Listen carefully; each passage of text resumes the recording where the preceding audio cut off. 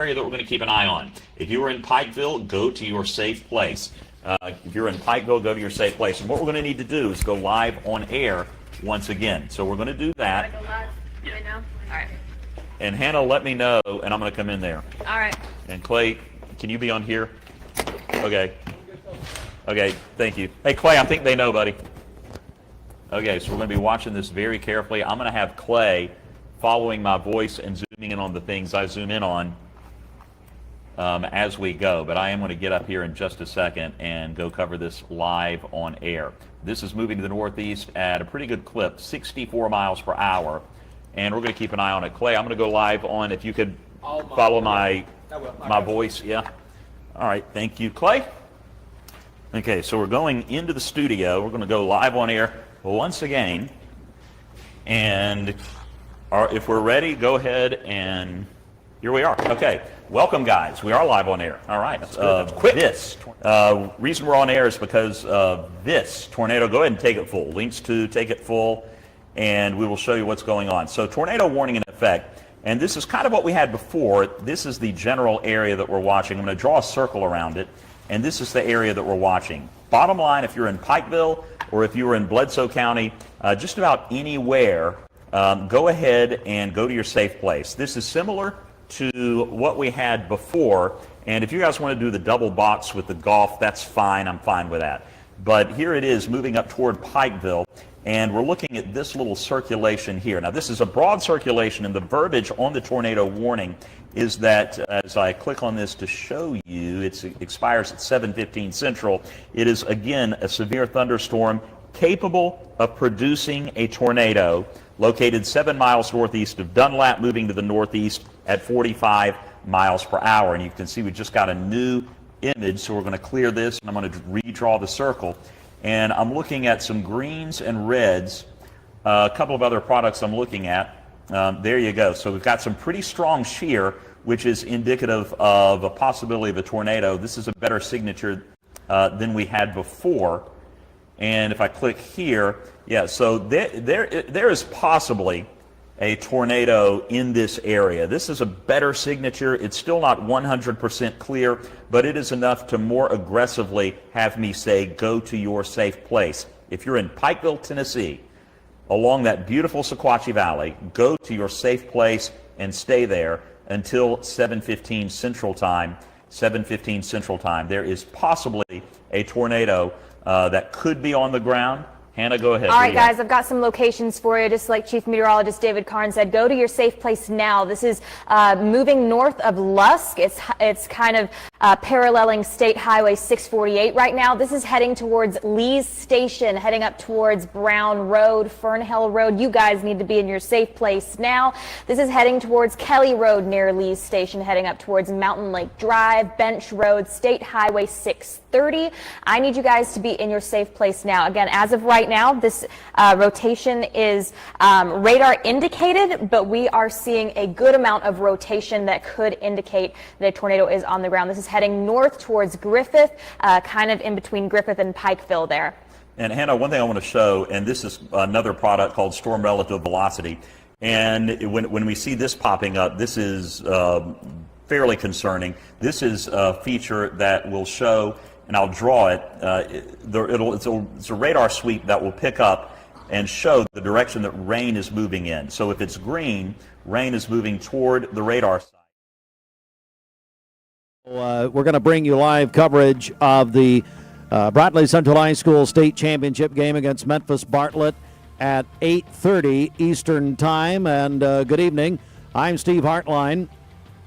As we welcome you in here, we're on Mix 104.1. We're also on MixTV.tv, and I'm going to go right now to Adam Lewis. He's the Public Information Officer for the EMA, Cleveland Bradley Emergency Management Agency. Adam, good evening.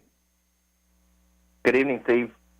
All right, Adam, I want to go to you for the very latest. What's happening? Well, Steve, it's raining right now. But we are under, of course, a tornado watch. We've had at least one tornado warning for parts of Bradley County already within the last hour. and just within the last hour and a half or so, we've started to see this rain and severe thunderstorm line that's been predicted for several days now. It really is a wait-and-see game at this point. We've entered that window of time when the National Weather Service has told us that we can expect the worst, anywhere from 7 p.m. until almost 1 a.m. tonight, possibly even later. We will likely see rain in the area even past that, but the severe weather threat should pass around that time is what we're expecting. And so a lot of hype over the last few days. We certainly hope that a lot of the warnings and the severity that's been expected is not what we see tonight, but we certainly want folks to be prepared and be weather aware over the next 6 to 7 hours. All right, we understand. On the radio, we've got a warning going. We're still on mixed TV right now. There's a warning outside our area that the National Weather Service is passing along. Yes. So the radio is not hearing us, but mixed TV is right now because of what's happening as the Weather Service has broken in. And if you're watching us on mixedtv.tv right now, our Central Heat and Air radar is showing you that area, Spring City, Pikeville, Ray County. We're about to come back on radio now. Thank you, Jeremy, for letting me know that. Appreciate it. All right, we should be back on Mix 104.1 radio now, and we're also on mixedtv.tv. We just had another warning there in the Ray County area. Again, if you are tuning in for the Bradley Championship game, Barrett's in Murfreesboro, we are on the air. They are coming on at 8. Their tip-offs now at 8:30 Eastern. 8:30 Eastern. We're going to stay on the air until then. We're going to turn things over to Gary Owenby and Steve Wills at 8:15 Eastern Time. And so we're going to get a report live from Stephen Shelton, who's in Murfreesboro here in a few minutes. Adam, I want you to go back now because most of what you said did not get on the radio. You were on mixedtv.tv, but not on radio. So if you can kind of tell me time-wise, here we are, it's 7:34 in the evening. What are we expecting time-wise here? Well, what we've seen now is obviously a lot of heavy rain, and we will see that really until the early morning hours of Sunday. One of the things that was predicted beyond just the severe thunderstorms, the hail, the possibility of tornadoes and damaging winds was the heavy rain. In some cases, there's a good chance we could see upwards of 3 to 5 inches of rain over the next 7 to 8 hours, which is a tremendous amount of rain, really for any time, but especially a short amount of time. So flash flooding, low-lying areas are a real concern if we see nothing else. But we've already seen one tornado warning for areas of Bradley County. We've got an active tornado warning up near Pikeville, between Pikeville and Dunlap right now, outside the immediate area. But these storms are both severe storm warns for severe thunderstorms, but also tornadoes. And so we're seeing those in the listening area already, seeing quite a few still down into Alabama and the Mississippi area, which is where those storms will eventually reach us, are originating from. Yeah. We are. Timing, I think you'd ask, Steve, yeah. The National Weather Service has been telling us for several days that anywhere from 6 to 7 o'clock, which we're past that point now, through midnight or even as late as 1 a.m. tonight, for the most serious window for the severe threat, namely damaging winds and tornadoes. So we'll need asking people to remain vigilant and be weather aware throughout the night. These nocturnal events like this at night make it more difficult because you can't look out the window and see something potentially coming. So definitely have multiple ways to receive alerts and also have weather radar, whether it's watching Mixed TV. You're doing a great job right now of using what Channel 3 is putting out and the information that they're providing. And so just stay weather aware over the next few hours because these nighttime events are even harder to track because of the darkness. Now we're joined by Adam Lewis. He's the Public Information Officer for the Cleveland Bradley Emergency Management Agency. We are getting word now that we now are getting more power outages. Volunteer Energy Cooperative with 363 power outages in Bradley County, and Cleveland Utilities has 375 outages in Cleveland. So, Adam, we're beginning to see that here in our area. Absolutely, and that just comes from the winds. We saw this a couple of weeks ago with the wind that we had. Thankfully, we don't have a lot of leaves on the trees. That makes these types of events even more dangerous for falling tree limbs and actual trees. But we'll still see some of that, and already are beginning to see some of that. When a tree comes down on a line or a transformer blows because of the wind, it can affect these neighborhoods and these areas that are losing power. And so I think we'll see that throughout the night. I know that road crews from both the city and the county are already out on the roads doing their best to keep them clear. Obviously, folks at Volunteer Electric and Cleveland Utilities will be working around the clock, too, to make any repairs as quickly as they can, and we're grateful for those folks. We're joined by Adam Lewis, who's also our emergency medical service, basically our ambulance director here in Bradley County. Let's talk, put that hat on for a second. What are you anticipating or seeing in that position you hold? Well, it's always a busy time for all of the first responder agencies. When power starts to go, it will trip fire alarms, so our fire department will be busy. We've actually had some structure fires, both in the city and the county, already today with some of the lightning strikes that have taken place. So they've been already busy. On the EMS side, we'll obviously respond to a lot of those calls along with them. But the uniqueness of power outages, we have a lot of folks, elderly folks, that are on oxygen and require electricity to help them regulate that oxygen. And so we oftentimes find ourselves not responding to trauma calls and accidents and storm damage, but a lot of calls like that during a situation like this. So we've got like most of the agencies, a lot of extra staff on shift right now, as well as on standby. I know at the 911 center they brought in extra dispatchers because they'll take a flood of new calls as well. So you can rest assured that from the road and public works department through all of the first responder agencies that serve in Bradley County that we're well prepared for what's coming. I'll say to Fruit Loops, who's missed me terribly this past week, and I told him he's not been called Fruit Loops in a while. Well, you moron, why don't you put the radar back up? I was just about to. And by the way, I didn't know I was going to be on TV, so I'm wearing this T-shirt, whatever. Looking at the radar right here, and if you're listening on the radio, we're also on mixedtv.tv. Again, we're really also counting down to the Bradley Championship game. Folks, if you're just joining us, it's at 8:30. Again, they delayed it till 8:30. We're going to be joined by Shelton here in a few minutes. But I'm looking at the radar here, Adam, and it looks like what we're showing here is the heaviest part of this, as for right now, is going to the northeast. And boy, I was listening to David Carnes a few minutes ago saying that this is moving somewhere between 55 and 60 miles per hour. That's correct. If you look at the radar in motion, and you really have to sort of zoom out, if you're looking at it at a local level, you really got to zoom out to see, Tennessee, Georgia, back into even Alabama and Mississippi, to see the full scope of the line. The line itself is massive. It's not a squall line like you maybe are accustomed to seeing. Oh, yeah, he's showing it now. It's a pretty big line of storms. Yeah, he's showing it now. Holy cow. That line is moving from west to east ever so slowly, but the storm cells and the storms inside the line are actually moving more to the northeast, if that makes sense. You'd have to see it in motion to really understand that. But those storms are moving northeast at 50, 60 miles an hour, but the line itself, the collective line of storms is moving to the east. So that's why we will have several hours. I mean, if you're looking through Middle Tennessee is under a flash flood warning almost in its entirety because they've been just pounded by the rain, and that rain is coming up from Huntsville and from the Birmingham area will reach us.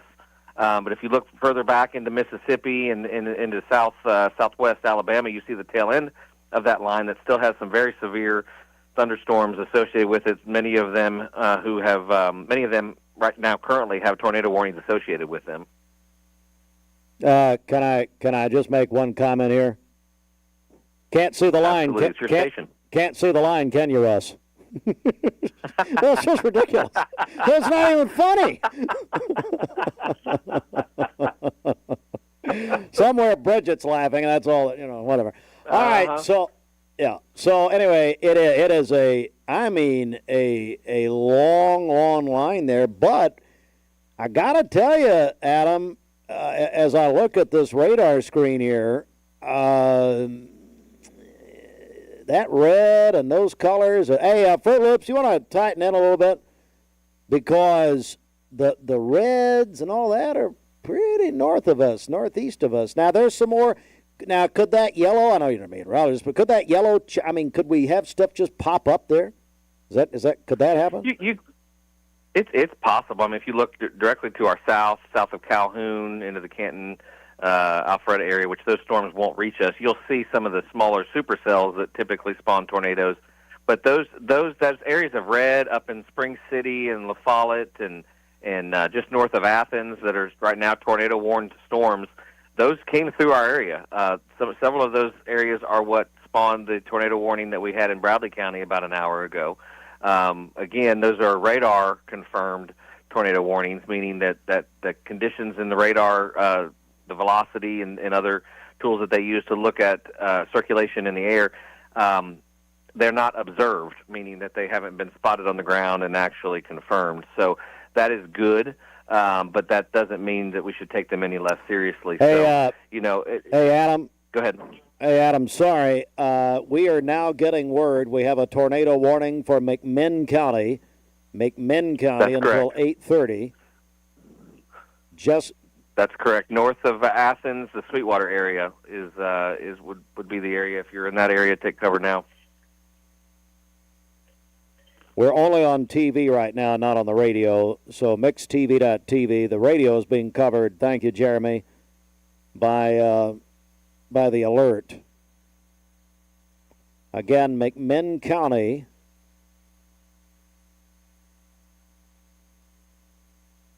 Hang on one second. I'm listening in the other room here. McMinn County under a tornado warning till 8:30. Adam, you have more on that, you said? Yes, it's just west of Sweetwater is where the circulation on the radar has been detected. So it's going to be well north of Athens, almost due north of Nyota, due west a couple of miles from where Sweetwater is. And so if you're in those areas right along I-75, certainly an area you want to find a safe space and get to quickly. Again, it is not an observed tornado, meaning it's not been confirmed. But as we look at it, you can certainly see all of that hook echo. You see the velocity indicator that shows the rotation in the storm, as well as even a detection of potential debris in the air. So definitely a serious situation. There are several other over near Pikeville. There's a storm warned, also up well north of us, but up near Warburg, actually, are three of those storms north of us in the red that you were mentioning that are all tornado warned at the moment.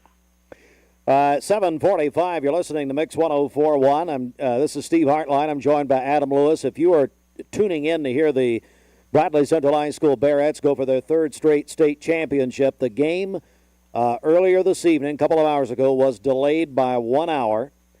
They are going to play at 8:30 Eastern Time. We've been in touch with Gary Owenby. Gary has been speaking with one of our producers, Ryan Felton, and myself. They are on schedule. They were the 3A game was in the fourth quarter. Bradley will play Memphis Bartlett at 8:30 Eastern Time. So they are on a 1 hour delay. I'm joined by Adam Lewis. If you're just joining us, I'm joined by Adam Lewis, who is our Public Information Officer for Emergency Management. He also is the director of our ambulance service here locally. And again, McMinn County. If you're in McMinn County over there, especially that side near Sweetwater, under a tornado warning now until 8:30. And I'm now looking at a monitor here they've got set up for me from Local 3. And Adam, I'm at purple color on a radar. I've been looking at that most of my radio broadcasting live over 30 years, and that purple color just screams at you. And it's right there in the 10-mile area, it looks like, Adam. They're just north Absolutely. of... North it's going to be crossing into Roane County and Loudoun County right there on the line where all three of those counties converge. It's there now. Just north and west of Sweetwater, but right there where those three counties converge, it's begun to move really out of McMinn County at this point. I would imagine they'll lift the McMinn County portion of that warning here soon. They're still under obviously a severe thunderstorm warning as well in McMinn County. It's so interesting. These warnings, oftentimes you think of them as county-wide, but they're very specific. If you were to look at radar and even read some of the language, if you get the text alerts, if you read the language in them, they're very specific for communities, cities within those counties. So often, if you're living in Bradley County, if one area of Bradley County gets a tornado warning, everyone in Bradley County gets it on their phone or their device, and should certainly still pay attention to it. But they're highly specific now too, and so it wouldn't surprise me to see the McMinn County portion of that warning be lifted here shortly, because it really, at this point, and the radar's slightly delayed, that particular part of the storm has moved out of McMinn County. Well, and that is the technology, and it's something we've seen quite a bit in the last few years, especially, and a lot of us go back to 2011 and the tornadoes, even of 2011, 2012, and since then the technology has just been great. We're getting a report now. I believe a lady is telling us that the tornado sirens in Madisonville are going off. Thank you very much for letting me know that. Again, they posted that, I understand, on our Mix 1041 Facebook page. Thank you, ma'am. The Madisonville tornado sirens are going off. Adam, does that line up with what we're seeing on the radar here? It does. If you were to look at Madisonville specifically on the map, I would say that this system is well to the north and west.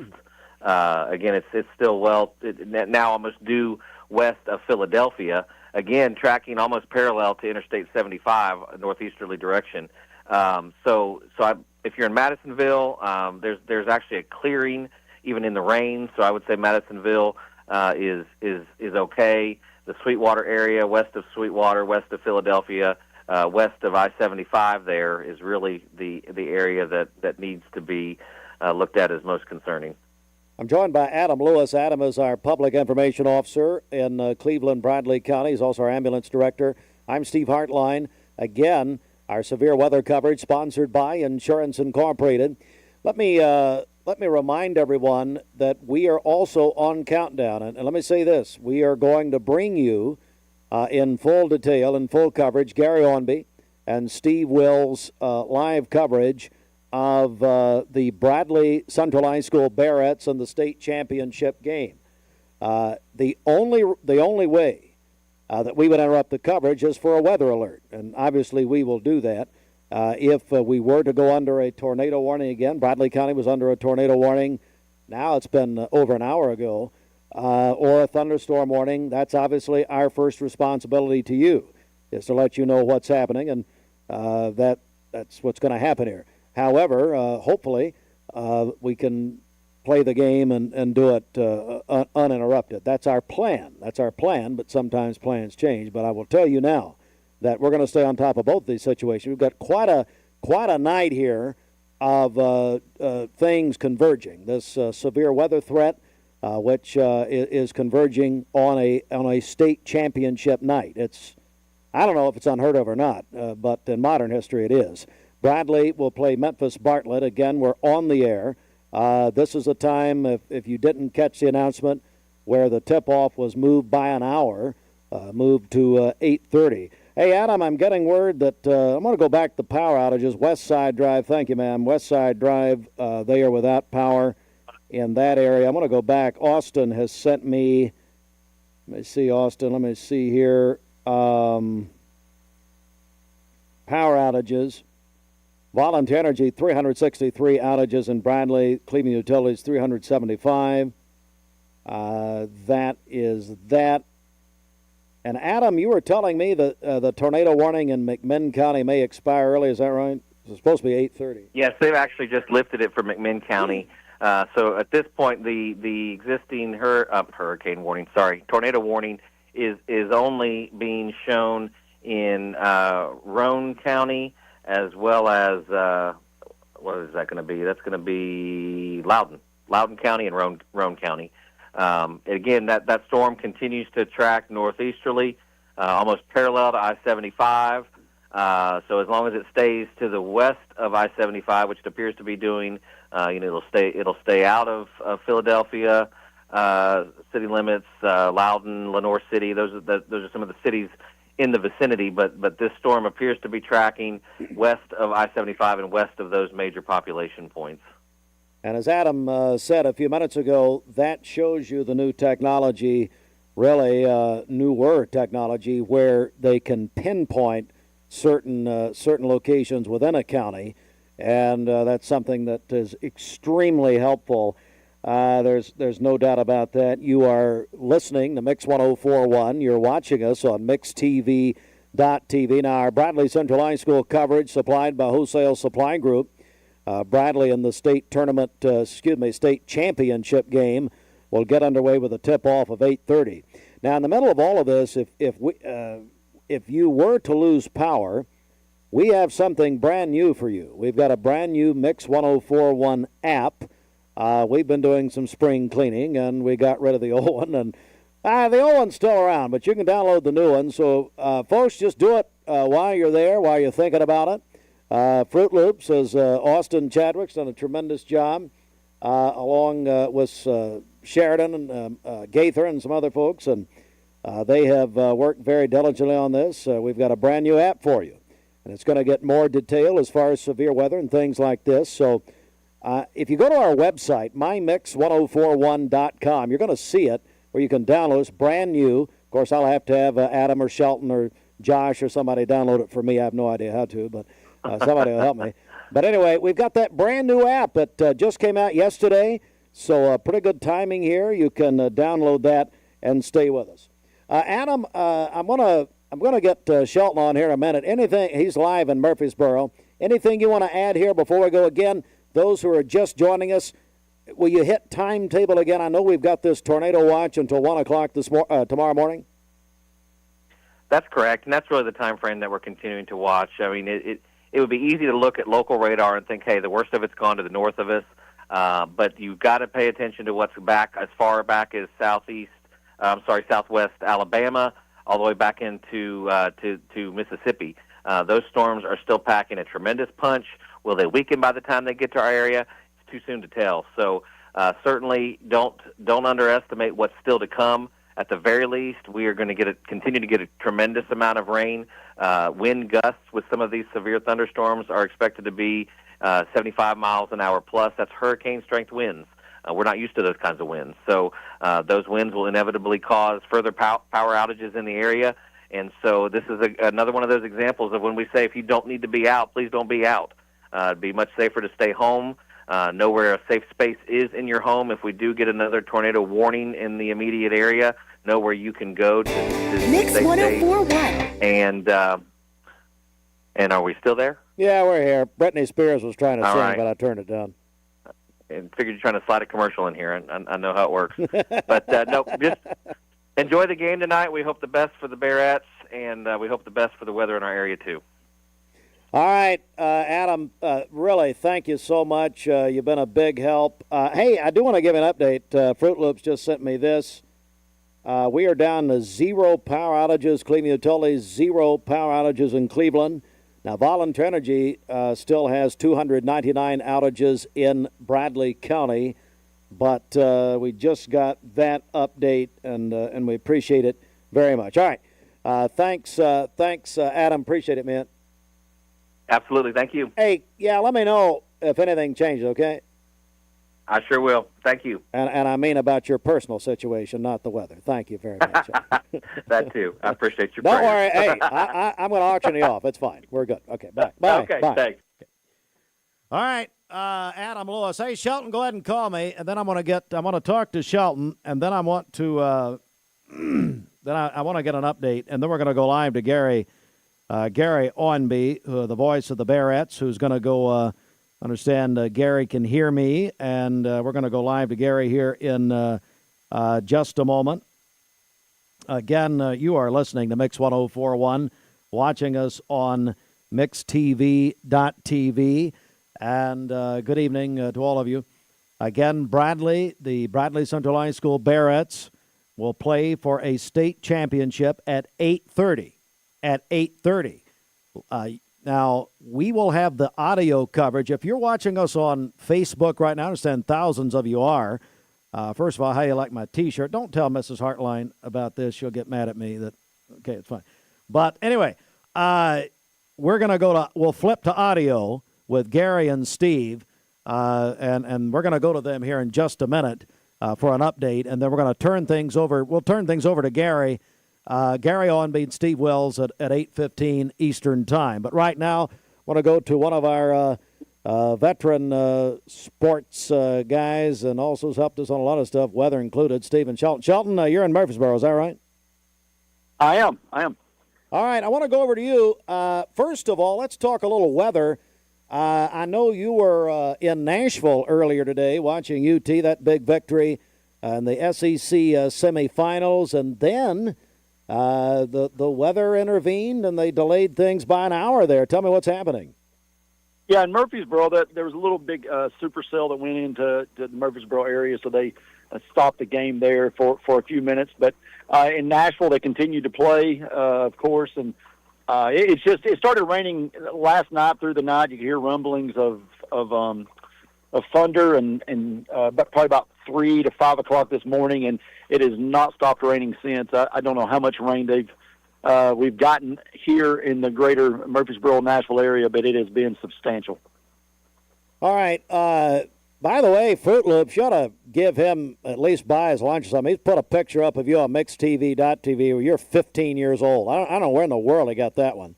It looks like the well, go ahead. As interesting as that might be, after the storms moved through, if we could go back live to Adam and talk about his personal situation, that would be much more entertaining. Let's talk Barrett's basketball. Shelton, have we seen a team like this in at least locally ever? I think this is the greatest run I know in Bradley County history. This would match now the back-to-back for the Cleveland Raiders football team in the 90s, and able to defeat Bartlett for the third time and fourth time in 3 years.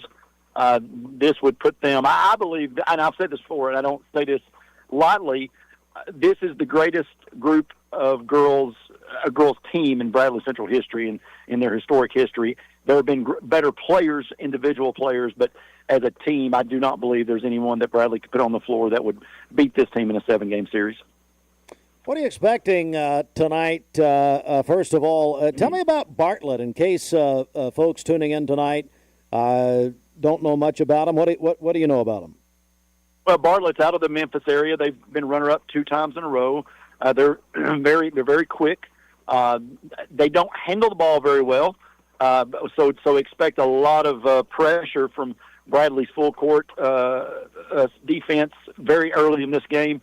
They played well. You know, you finished third or second in the state a couple of times. That tells you what type of program they're running there. Bradley played them earlier this year, and things really got out of hand when Bartlett came over to Bradley and played Bradley one night and Cleveland High School the next night. And so I would expect the same tonight for Bradley Central. This has just been a very weird situation in this state tournament. The TSSAA likes to call it a blind draw. I continue to call it that what it is just another blind move by this organization. You had the championship game was the first game. Coffee County was a tremendous team. They shot the ball well. Their interior play was great. And then last night, you see Bradley down for the first time I can remember at halftime against Bearden. They had a tremendous point guard. She's up for Miss Basketball. Had a couple of shooters. So you had your best 3 teams are on one side of the bracket, and the cards were definitely stacked against Bradley to get to this point. They came out in that second half last night and threw on the defense, and their offense kind of runs off their defense and really just end up winning the game 20-plus when they were down 4 at halftime. So just an incredible performance by them. It's been like I said, a very just a weird tournament. The way the games have been shaped up because of the bracket drawings, but I think they're going to start working on that, especially after there's been so much said about it. Instead of doing a blind draw now, they're going to start going on seedings. All right, Stephen Shelton. Shelton, look forward to hearing more from you, and I look forward to some promotional stuff we got coming up. So you're in Murfreesboro. Are you staying over? Absolutely. Been here since Thursday, and so we're pulling into the Murphy Center right now for this 7:30 tip. And I would I know Gary will definitely touch on this. You know, Avery Brewer really struggled last night for Bradley Central. And not to call her out, but she's one that has been just a Sanford signee. They're one of their best shooters without question. I'm going to enjoy seeing how she bounces back. The senior has had an incredible Bradley career. She ended with 4 last night, but it's those types of games that you come back and you look the next night she's got 20. So that's a key to watch tonight. And I think the other key is if Miss Basketball for the state of Tennessee, if this state tournament has any bearing on that, then I think Kamora Fields have really sewed that up last night. Her performance, I think, of 27 points, 11 rebounds, just she played. The junior played incredible, and she'll go down as one of the greats in Bradley history.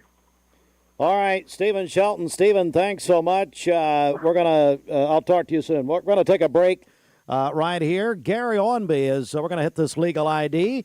Gonna go to Gary here in just a moment. Stand by. Broadcasting from the Kia of Cleveland studios. This is your home for the best mix, the best variety, and all the important information you need. Download the Mix 1041 app at mymix1041.com. The top of the hour is presented by Best.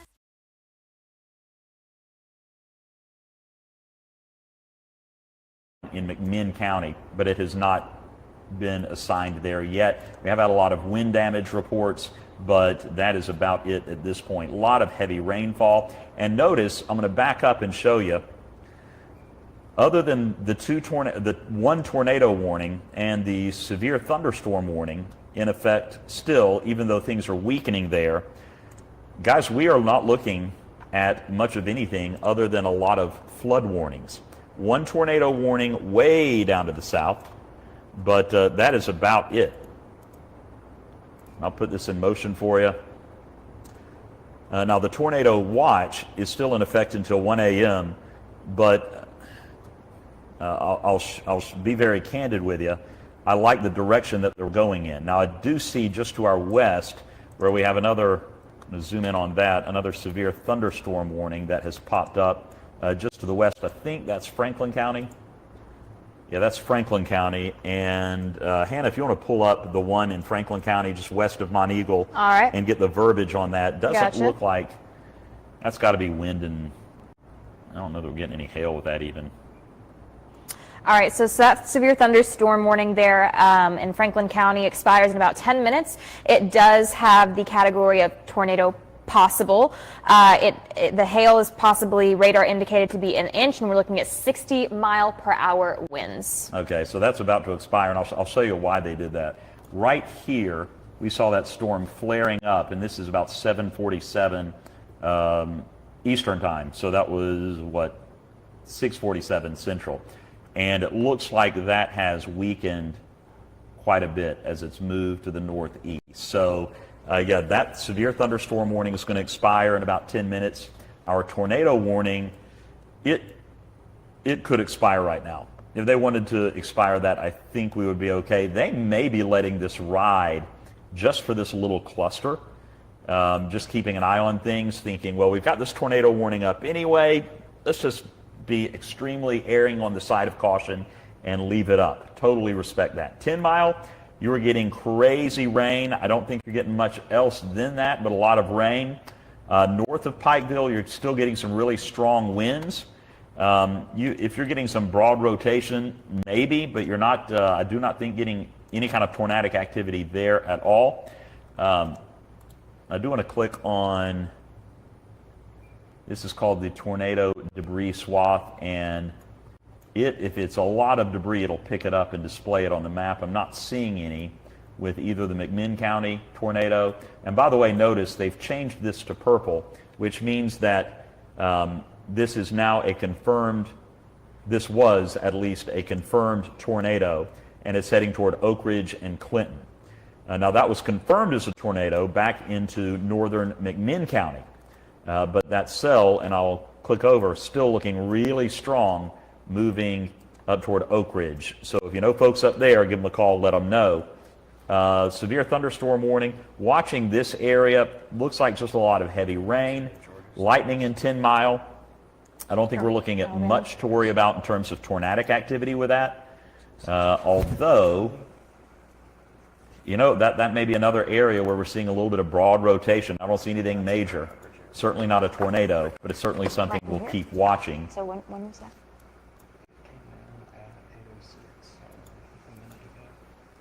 Are these storms here down Okay, here? what do you got?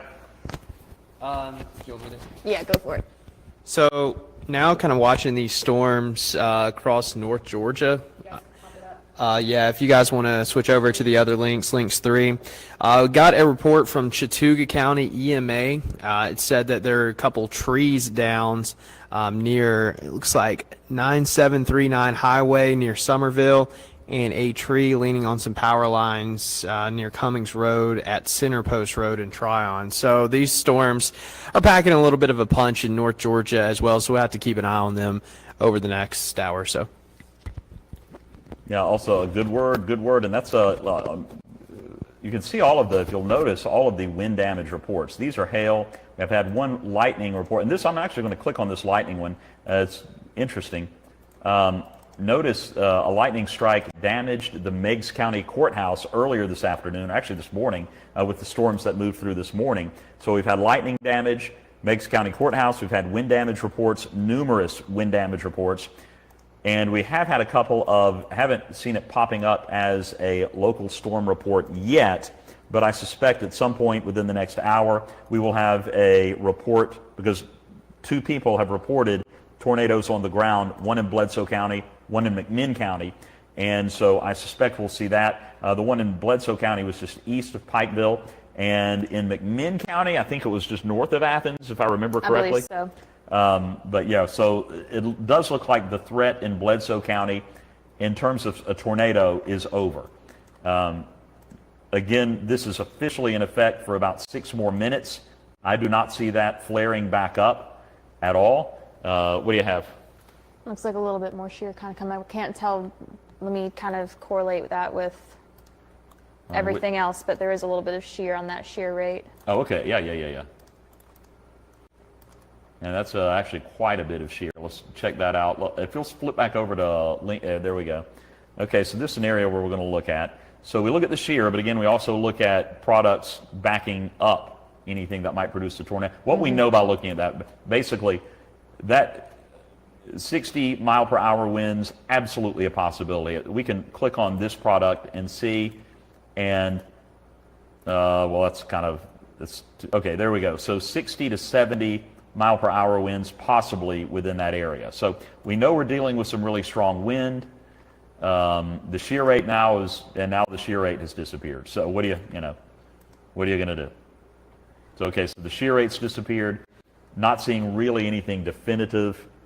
Again, I think they're letting this, just because there are a couple of areas of interest that probably would not have prompted a tornado warning otherwise, but because we did have a confirmed funnel cloud and then tornado in Bledsoe County east of Pikeville, they're being extra cautious, and they're going to leave that up for another 5 minutes, maybe. So not a big deal there. There is no other issue in terms of tornadic activity around. We are looking at flood warnings where we have had, and that's what we're going to start to see, barring any more tornado warnings, severe thunderstorm warnings, which could take place. Again, that tornado warning in effect, or tornado watch rather, in effect until 1 a.m. We're going to start to change the focus to flooding. And up to 3 inches of rain was forecast. And I'm going to say, I know that some areas have had 3 to 4 inches of rain in northeast Alabama, west of Chattanooga. And we can click on, I'm really going to do it real quick again, click on our hydrology product and show you some of the rainfall that we've had. And this is estimate. Some of you have had more, some less. We'll clear all of the storm reports off of there. And Dayton, you've already had 2.8. Chattanooga's had a couple of inches, 2.2. That's all the yellow. If it's yellow, it's more than 2 inches. And up around Pikeville, where again, we still for 4 minutes have that tornado warning, but the threat, nothing there that I'm indicating is a tornado at all. To our west, though, Tullahoma, 4 inches. Pulaski, about 4, 3.8. So a lot of heavy, heavy rain, and we're going to continue to see that rain moving in for the next several hours. So we are not near done with the threat from rainfall.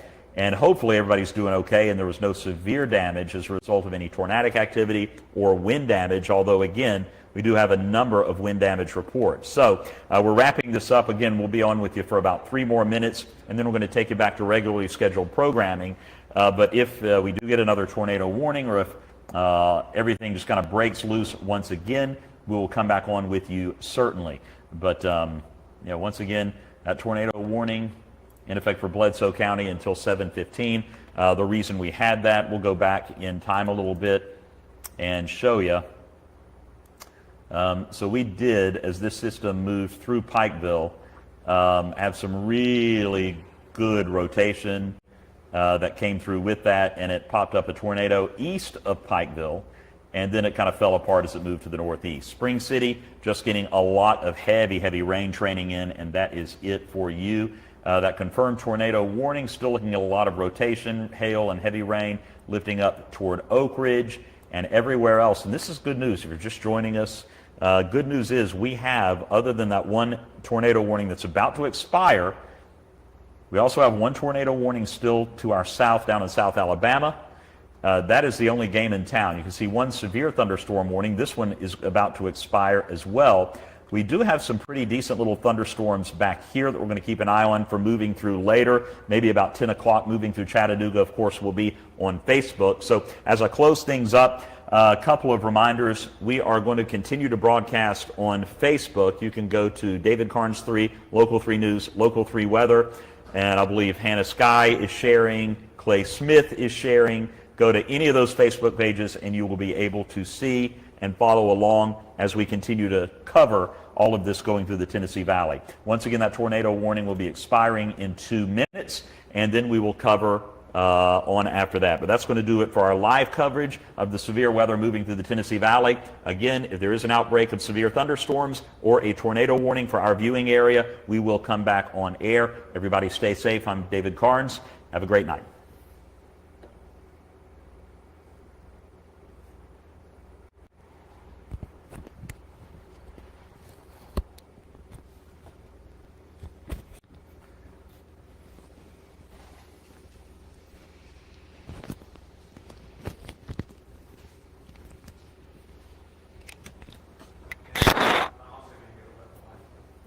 Okay, and for those on Facebook, did you say he's off of Facebook Live or he's on Facebook? Okay. I missed what he just said. I'll head in there. For those on Facebook, the tornado warning's about to expire, but we're going to continue hanging out. Oh, heck yeah. It's a good time. Yep. Hannah, you've only been here since... About 6 months. No, I mean today. Today. It feels like you've been here 6 months today. Yeah, I've been here since 3 o'clock this morning. So Hannah has been here since 3 a.m. I do believe she had about a 20-minute nap. Mm-hmm. Here and in the has studio. been hanging out with us. So it is yeoman's work she is doing. Now, good news, and this is pretty awesome. So the tornado warning is officially over, and there is no tornado warning for our area. Nor is there a severe thunderstorm warning for our area. There is a little storm to the south of Dalton that's trying to get tricky. Oh, Dalton, come on. We're going to click on that one. Might be producing a little bit of hail, small hail. These are the areas that will be impacted, moving north at 52 miles per hour. We don't have any indication that we're getting any rotation with that at all, although maybe a little bit of hail. That's where we have a pretty good shot of getting some hail right there, just to the west of Calhoun. Looking pretty rough at Buc-ee's right now. Damascus, really heavy rainfall, possibly some really strong winds in there. It does look like we've got some really strong winds in the Calhoun area also. And I'm going to see what some of you guys are saying. Do you think Dalton will see any tornadoes? If you're in Dalton, this is the only system that I'm watching right now. And so there you go. Donna said, bless her heart. Getting a lot of love. Aw, thanks, guys. Can I please do a future look? Yeah, we can do that. So we'll do a future scan for the next 2 hours and see what we got going on there. So this is future scan. We'll go back to the reflectivity. And this is future scan for the next 2 hours. And it won't show strength. It'll just show kind of where the blob is going to be. Notice, by the way, another tornado warning south of Tuscaloosa. South of Tuscaloosa. All that's telling me is that the energy is not done yet. All right, severe thunderstorm warning off to the west. We're going to have a lot of this moving through the backside of this late tonight. So we're going to keep a close eye on all of this. And again, that tornado... Wait a minute. Okay, that's Van Buren County. So now we have is that little cell? Van Buren County, which is... Okay, so here's a little tornado warning. And there is a tornado warning until 8:45 Central, or 7:45 Central Time, 8:45 Eastern Time. And we were looking at that earlier, and quite frankly, okay, we might be definitely seeing some rotation here. So this also is along Highway 111. If you're in this area, let me know what you are seeing. We're going to play tech. We're playing TV tonight. So we're going to keep a close eye on that as well. Not seeing anything incredibly strong there. Okay. So we're going to continue to watch that moving to the northeast. Again, that's getting out of our viewing area, so we're not going to focus too hard on that. But there, tornado warning, there might be some broad rotation. I'm not seeing anything that's really screening out. Definitely rotation, but that shear is weak. Not seeing the reds and greens like I like to see them. Haven't seen any hail with that. Not picking any up anyway. So we'll keep an eye on that, but I'm not overly concerned with that one right now. So that one I'm just keeping an eye on. To be quite honest with you, a little more watchful of the one near Calhoun. Speaking of Calhoun, Calvin is standing. See what I did there, Calvin? I saw that. Standing right here. So we're going to watch this one. And I'm going to click on this skid. Moving into Damascus. Do you say Resaca or Resaca? I always say Resaca. I say them both, and I always get told that I'm saying both of them wrong. So I don't know. Moving into Sugar Valley, Hill City, Carbondale, all of these areas in the next 10 to 15 minutes. And a little bit of... Is that here? Yeah, that's there. Okay. Yeah, I'm looking at that. Look at that little thing there. And again, there's nothing in effect. No tornado warning, no severe thunderstorm warning, but just in the radar imagery, it does look like a little bit of rotation. I'm going to turn that lightning off just to get that out of the way. So I'm going to keep an eye on this one. This is of more concern than that other one up in Van Buren County, but there's nothing screaming. So we've got likely some decent hail falling. That also may be where we're having some decent shear building. I don't see anything major with the shear right now. Some weak shear just to the east. So we're going to watch it and see if that develops any more. I will tell you this. Boy, I'll tell you this. Hill City, good night, getting hammered with rainfall. 67 dBz. dBzs only go into I forget what the official number is, it's 70-something. So 67, that is crazy rain in Hill City. Crazy rain. Not only that, I suspect we're getting some pretty good wind gusts.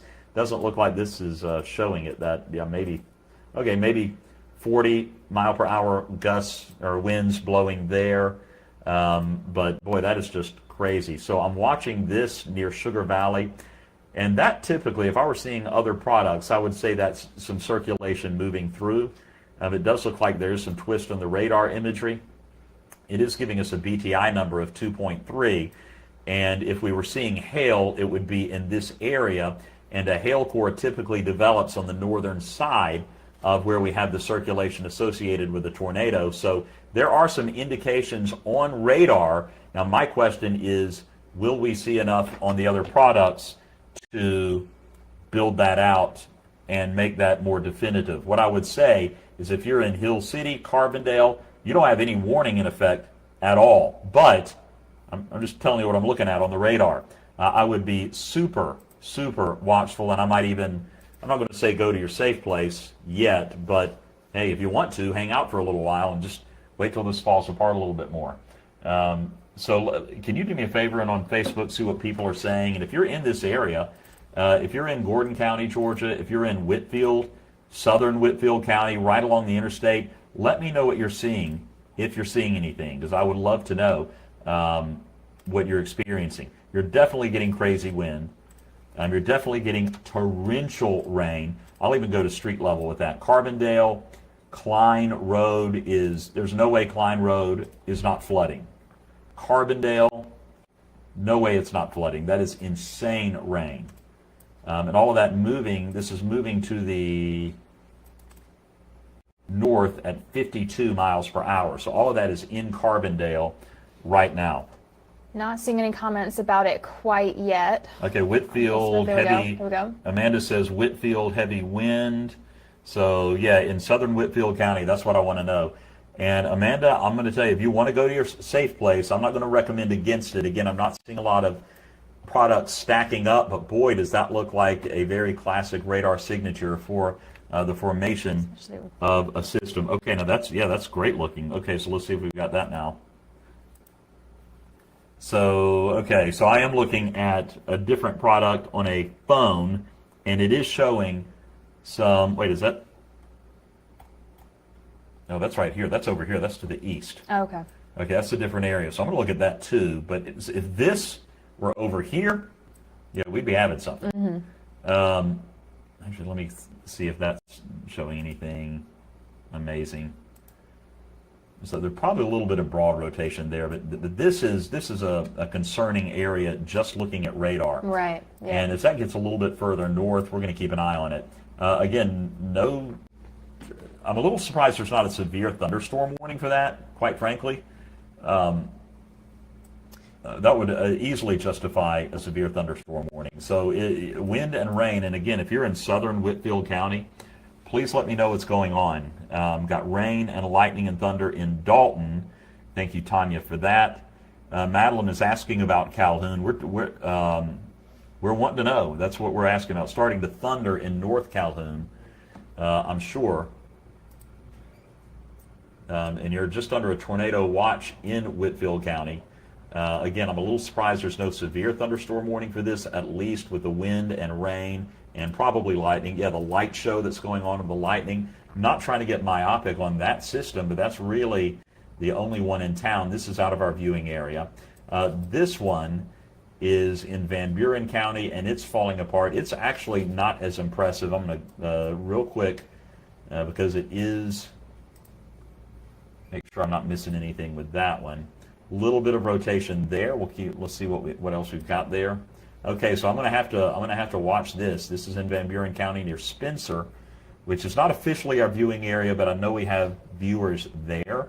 So I'll circle it, and this is the area that we're watching, and then we'll go back down to Whitfield County. This will be the area that I'm watching, and I'm going to redraw my circle because we just got a new image. Oh, sorry. There. Hannah, I've been here for like 3 hours. This should be me I'm right exhausted. now. I'm exhausted. Okay, so that is where we're getting some elevated shear. I wouldn't say strong or high, but it's definitely elevated. We have a little bit of circulation. Reflectivity isn't crazy impressive in terms of circulation, but we're probably getting broad circulation there. Tornado warning in effect, and the verbiage of that tornado warning is thunderstorm capable of producing a tornado. And that is pretty much what we're dealing with there. Hey, look. Yep, go ahead. We're getting a little bit of Reds and, hold on, Okay, this is over by That's the one. north of Resaca. Yep, we're getting some. That is the one. Okay, so now, and again, no severe thunderstorm warning for this yet. So, okay. Okay, so now I'm picking up a little bit of red. So now we're starting to see maybe a little more circulation. So here's what I'm going to say. I'm going to say if you're in Whitfield County, and Hannah, if you will just alert them that we may need to, just to be ready to push a button. So Can we go? no, we're not going on, but have them ready to push a button. Watching this moving up into Whitfield County, looking real impressive, but there's no warning for it at all yet. But I think there will be pretty quick. Hey, So well, I think we yeah, should go check ahead. out this one too, near to the To the east. northeast of Chat. That's the next one. That's Okay. kind of Here we go. shows that one. And then it looks like there was some rotation up by. Right here? Yeah, Okay. and that's what we're looking at. Okay, so we're going to keep an eye on this one as well. I'm not going to leave that one too long because that's super impressive. But we're watching this one as well. This one looks like it's moving to the northeast, so that's moving away, maybe clipping through northwestern Fannin County. But this one lifting up toward Dalton. And I'm going to say, if you're in Dalton, go to your safe place. I'm just going to go ahead and say that. If you're in Dalton, go to your safe place. I am honestly a little shocked that there's no severe thunderstorm warning, at least for this. And this could possibly justify a severe thunderstorm warning. That's what I'm looking for. We have a little bit of shear. The shear looks like it has, just in the last, let me see, image, but it's staying fairly steady. If you're in Phelps, I'm going to encourage you, again, no warnings are there, but just based on what I'm seeing, I'm going to encourage you, go to your safe place. If you're in Dalton, Crown Mill Village, Cedar Ridge, I would encourage you go to your safe place. Again, this is not a tornado on the ground. This is me looking at a radar, looking at some pretty nasty stuff. Let me see if it's saying that there's a 60% chance of hail. If we're getting hail, it looks like we may be getting some here. Area? Oh, yeah, this is What do you guys think about the moving south of Dalton? That's what we're looking at. Oh, south? Yeah, that's what we're, I was right there. communicating with the Peachtree City office. Oh, okay, thank you. So we got Clay working the phones, talking to, this is an area that is handled by the Atlanta National Weather Service, so he's on the phone with them. But if you look at the history of that, let's just see what kind of, that is on radar it just looks horrible. And at the very least, you're getting crazy wind and crazy rain. You're probably getting some hail. I'm not picking up any hail with our equipment, but a lot of times we'll get reports of hail, and then 5-10 minutes later, the hail will pop in. So wouldn't be surprised in Phelps, Five Springs, if you're getting some hail. Crown Mill Village, this is moving into your area. At least strong winds and heavy rain. I'm not seeing any crazy signs of rotation on any product. Well, okay, now this is kind of exploded from previous images. Well, no, that's been kind of steady the whole time, hasn't it? Okay, so that's an indication that we're most likely getting some hail with this. And in the location of that hail, that if there is rotation, that's pretty much the position the hail core would be if there is rotation right about here. So that is what is giving me a lot of pause. Again, there's no severe thunderstorm warning. There's no tornado warning. There's no kind of warning. This is just me looking at it. And Hannah, Clay, if y'all think I'm crazy or overhyping, No, I don't think I am. I think you're right on with that. I just reached out to the National Weather Service guys over at Peachtree, seeing what they think of that cell. I'm waiting for them to respond. And is that who you were trying to reach on the phone, Clay? No, I was using the chat. Yeah. Oh, okay, yeah, okay, Yeah, we're okay. using Slack. So they've heard from both of you. So they gotta be answering that soon. And we'll click on this skit. Skits are automatically generated. VTI is not that high. It's a 2.9. Likely producing some large hail in this area in Phelps and Five Springs. If you're in the Phelps and Five Springs area, or if you're in Dalton, let us know what's going on and stay on the Yep, Facebook I thing to gotcha. see if anybody's in there.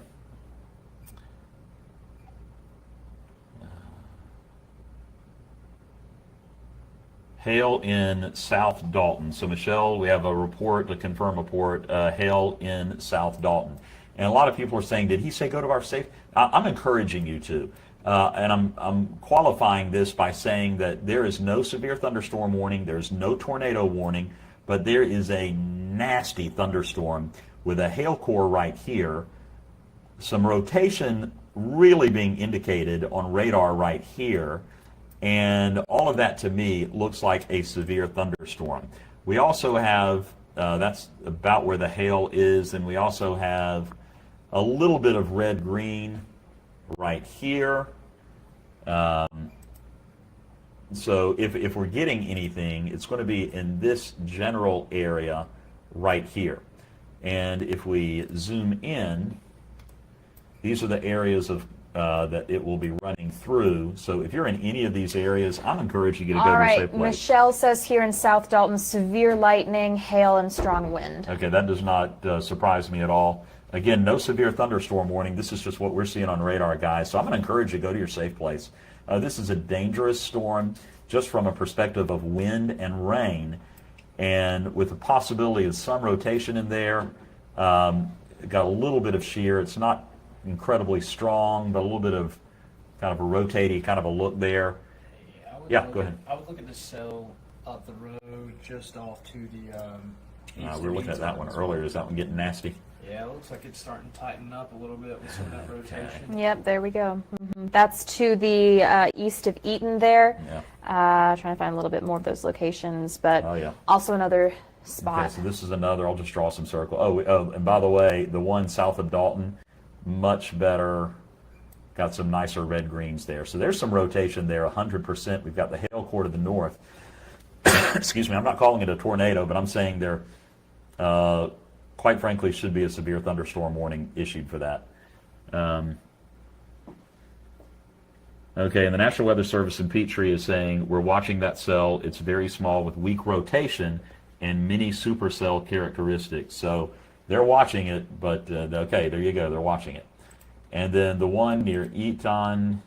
Yeah. What did I say? Eaton. All 17 years, I still say Eaton. So we're watching that one very carefully as well. I think it's pretty broad area. So Yeah, that's broad. I'm going to hone in on it. Clay, please keep watching that one because I don't want to get myopic. But I am going to hone in and kind of keep focused on this one. And do keep me honest with other areas. North of Trenton, I don't think that's anything. I think that's nothing. Okay, but this, again,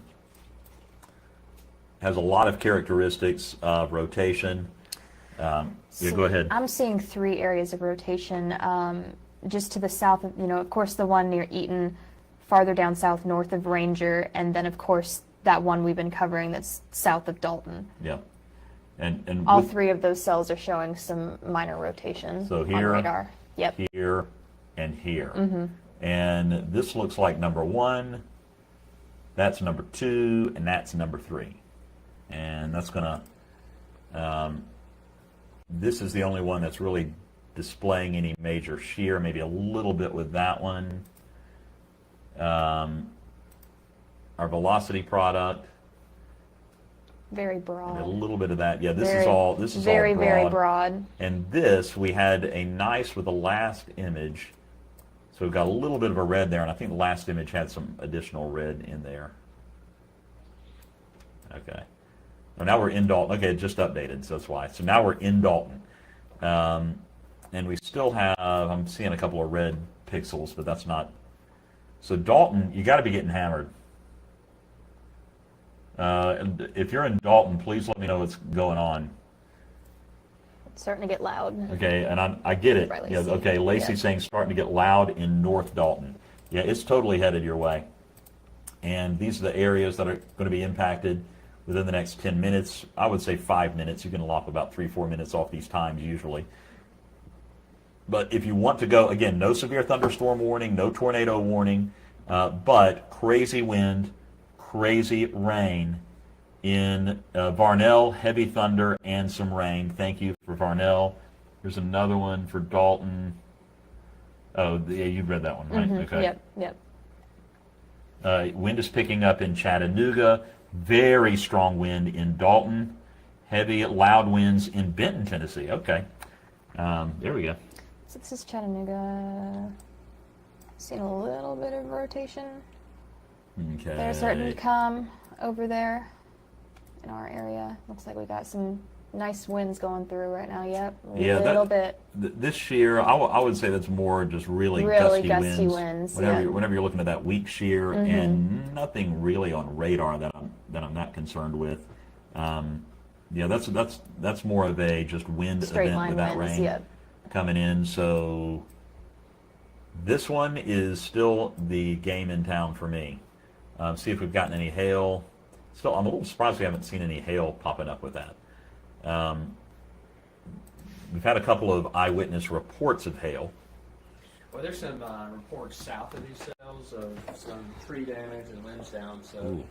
Now let's click on this real quick. So it probably hadn't popped into our like LSRs yet. Super cells, but they're packing on. Yeah.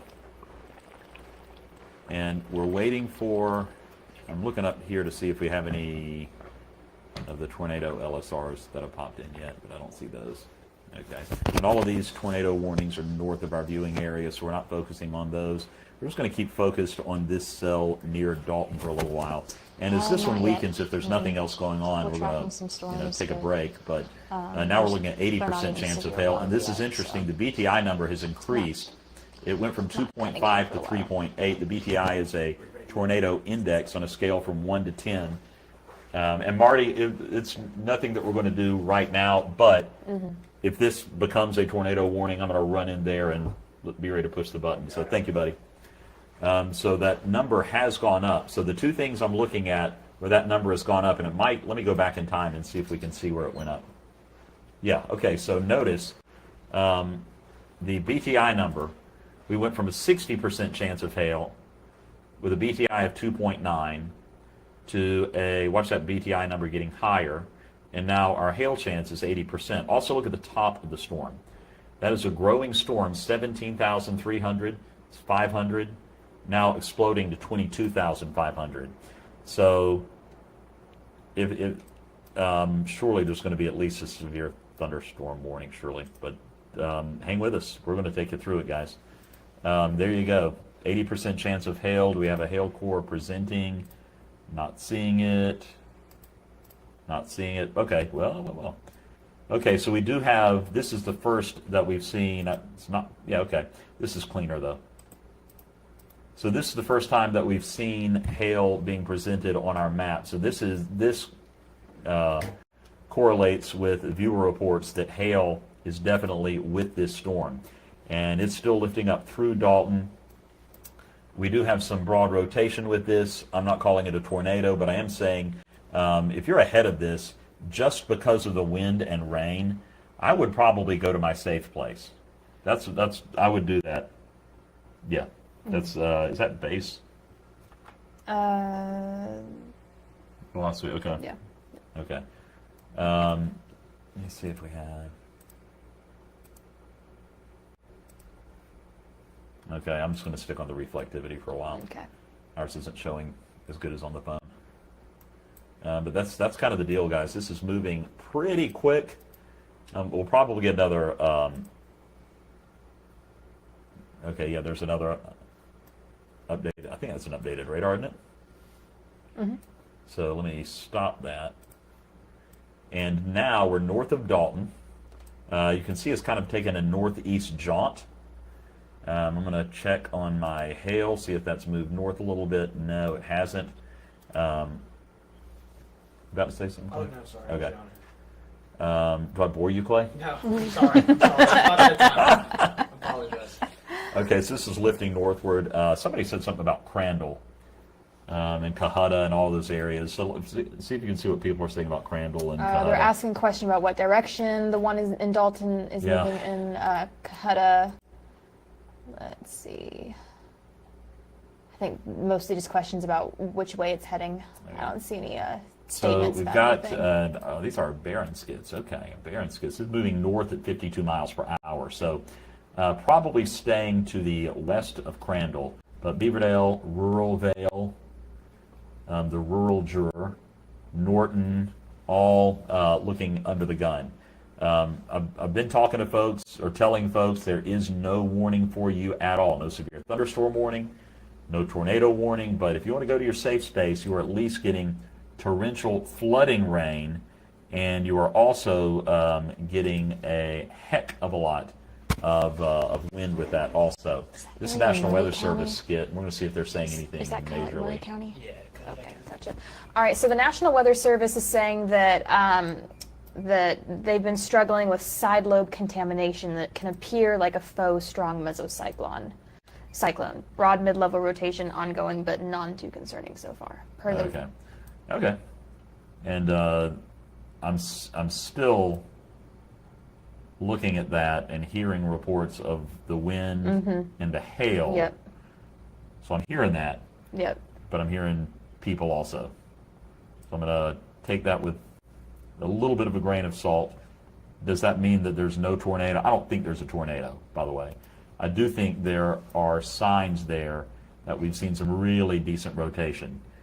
And I know from you guys that there's been a lot of wind and a lot of hail in this hail core to the north. So I do know that that has been a really bad storm at least. And it's still on the move. Still moving to the north. Again, those areas that we were talking about, Rural Vale, Tunerville, Prater Mill. Did want to say we do have a new severe thunderstorm warning there in Pikeville. Yeah. We have expires in 32 minutes. It does have the There it is. parameters of tornado possible. Haven't looked at it. Have not looked at it quite yet, but possible for 3/4 inch hail and 60 mile per hour winds. Okay. There we go. All right. So that is, read the text again. I think we're talking about, is it wind and hail? Severe thunderstorm located 9 miles northeast of Pikeville, moving north at 60 miles per hour, 60 mile per hour wind gusts, and the possibility for 3/4 inch radar hail. This is Bledsoe and Ray County. 9 miles east of Pikeville. Oh, yeah.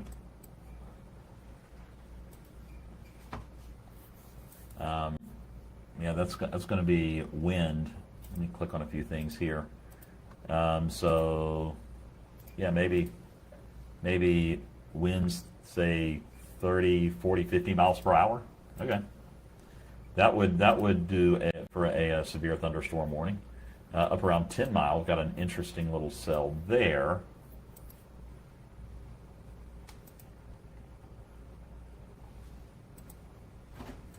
So we'll keep an eye on the one in Bledsoe County. Severe thunderstorm warning.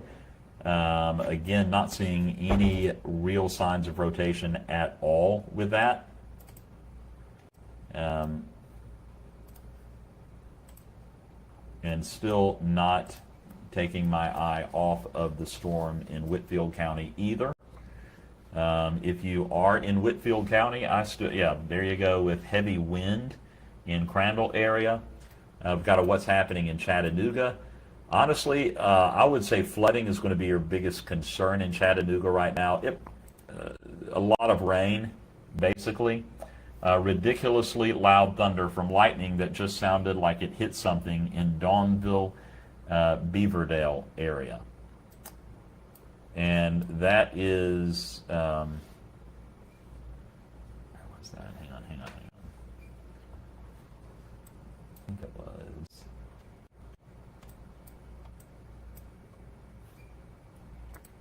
All right, bear with me just a second, guys.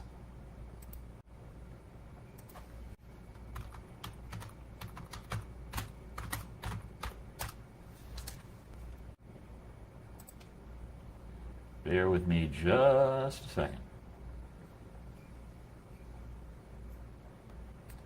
Okay, so Dawnville, Beaverdale, let's go there.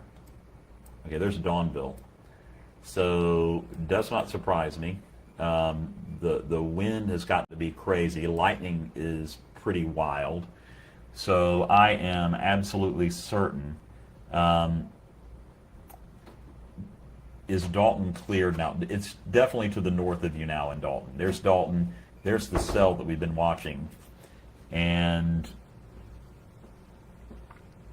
yeah, it doesn't look as organized, but if you're in Beaverdale, boy, that's nasty.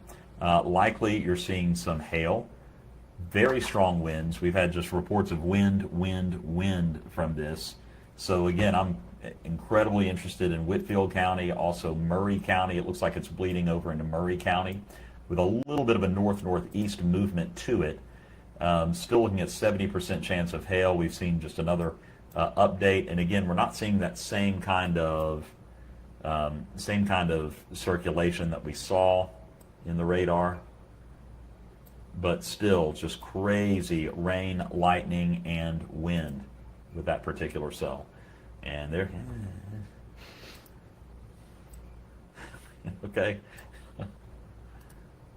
Okay, so they're talking about contamination, but I'm just hearing what people are saying and looking at this, and I'm telling you that there is, according to my radar imagery, there is definitely a little circulation here just west of Crandall. And not only that, we've got the rain. Let's see if we've got a hail core forming at all. Still nothing in terms of hail. A little, not disappointed, but a little surprised with that. But this is the area that we're talking about. So we're keeping an eye on it. And I'm not saying it. I'm just recommending. I mean, if you're worried or on edge, and I know it's a real thing. Anxiety with these storms is a very real thing. So if you're one of those that gets anxious, there is no severe thunderstorm warning, there's no tornado warning, but we have definitely seen signs on radar of circulation with this. I've had a lot, and I mean a lot of reports from you guys of torrential wind, hail, and torrential rain. I said torrential wind, but heavy rain as well. So we're going to keep an eye on this, and if you want to go to your safe place, I'm not going to say you have to need to. I'm going to say I would recommend it just to be on the safe side, just until it passes by to your north. But right now we're looking at this moving to the north-northeast. So if you're in Temple Grove, Gregory, Cisco, my light recommendation is go to your safe place, because why not? Just to be on the safe side. And anything else? Are they? No, I just kind of nudged him again. We definitely have a little bit of shear going with that. It's weak, but we definitely have some shear going with it. That's, and the way that is lined up, you have the rain going to, you have the rain going away, and along with that, we have this nice little area where if there was a hail core, it would be there, and we have had reports of hail on the northern side of our circulation. So again, I'm not saying there's a tornado at all. I don't think there is, but I do think there is enough possibility and enough wind and rain with this cell to warrant, just to be on the extreme safe side. Go to your safe place if you feel any anxiety at all. It wouldn't be a bad idea. I'm not going to rule that out at all. Very quickly, just so I'm not giving basically a lot of thunderstorm activity. That's all this appears to be, is severe thunderstorm activity. A lot of gusty winds. All of this is moving generally to the north and east. And I'm going to keep an eye on that line, but basically you're looking at a lot of wind. If you are in Bakewell, Soddy Daisy, Middle Valley, I'll keep an eye on things, but this is thunderstorm activity that's going to produce some straight line winds. You might see 30, 40 mile per hour winds within that, as well as a lot of lightning and a lot of rain. We're going to keep a close eye on this. This does not look as organized. And okay, here's hail in the Middle Valley. They have just issued a tornado watch in Dalton, so at least it looks like they've extended some of those watches. Or were those already issued? Yeah, that was already in place. Those were okay. Sorry, someone just mentioned it. So, okay. Lakeside picking up again, yeah. And I want to see in Middle Valley we've got hail. And how long is that hail? Okay, that's been there a while. No, it's just 15 minutes. Let me go back 45 minutes. Okay, so that hail, I thought that had just popped in, but that hail has been there for a while. All of these areas of purple are where we have had hail, and that includes the storm that lifted up into Whitfield County and is now drifting. You can see, well, even still, it's not as strong. This is a good indication that it's weakening. Here is the hail core as it moved to the north. Then we saw it kind of peter out a little bit. Still spitting a little bit of hail right here.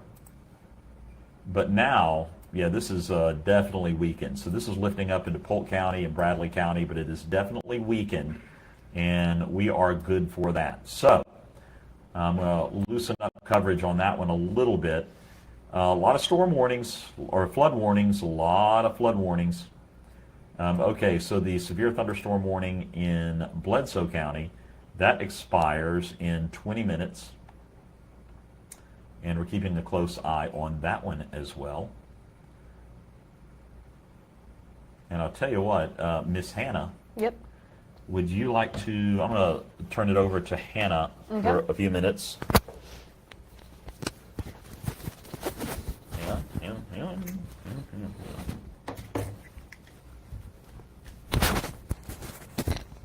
There you go. I've already got my You got mic, mic, so right. so I'm okay. If Clay wants to take over or not, we got Clay over I just here. remember But that chicken salad I didn't put in the refrigerator.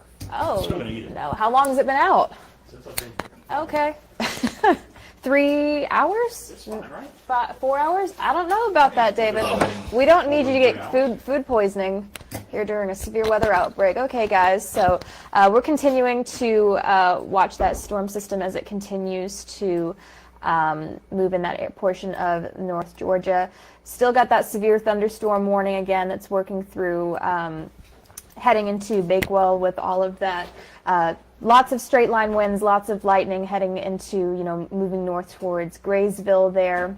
So let me just go back. I'm just looking at radar real quickly, but make sure you're following all of us here at Local 3 Weather, Chief Meteorologist David Carnes, Clay Smith, following me at Hannah Sky WX for continued updates through the night. I'm just taking another look at another radar look over here, and then I'm going to go farther down. So it looks like things are, let me just double check I'm looking at the right spot here. So we still got a couple cells in that northern Georgia area toward north of LJ and Blue Ridge that we're keeping an eye on. That one particular cell that we've been tracking from Dalton all the way heading up towards that line there. Let me just go ahead and take this real quick. So yeah, that does seem to be slowly beginning to weaken. We're going to take a look at some of the, so again, really not looking at a whole bunch of shear. And David Carnes will be just right back, just taking over for just a second here. So looking at maybe a few products with very, very broad rotation again with this system working up towards, heading up towards Camp Ocoee. Again, still not a severe thunderstorm warning. Still watching this little cell here working towards the north of LJ out to the west of Blue Ridge. Taking a look at some of those velocity products, again, not really seeing anything super impressive as of right now. Maybe some slight circulation, trying to do a little bit of something. We do have we have some weak shear there, so going to continue to keep an eye on that. Let's see, now looking at hail core. Real quick, see if.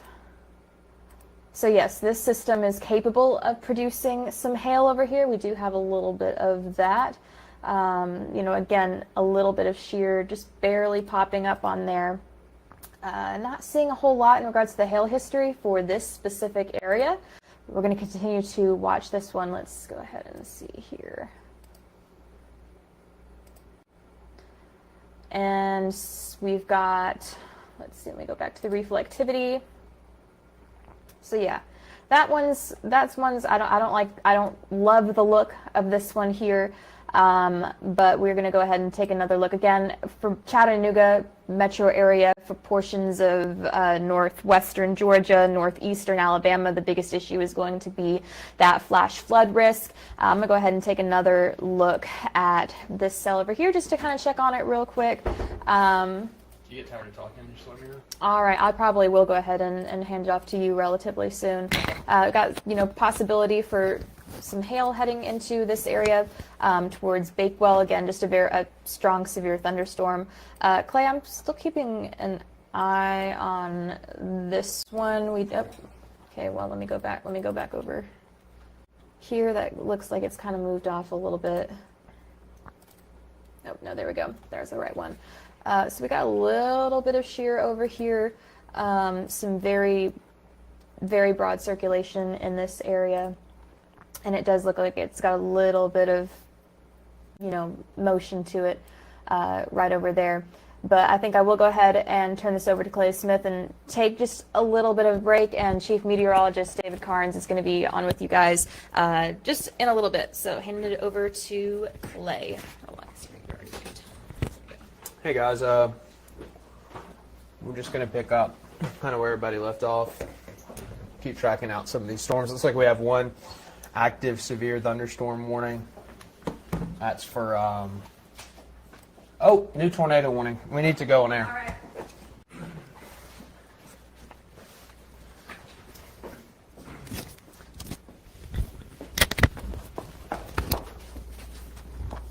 Hey, we got a tornado warning. We got a tornado warning. All right, guys. Hold on. It's Getting this started. Hey, can y'all punch us up? I'll let you know. Hold on. What?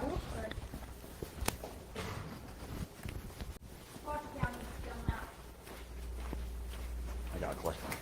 You got it? All right.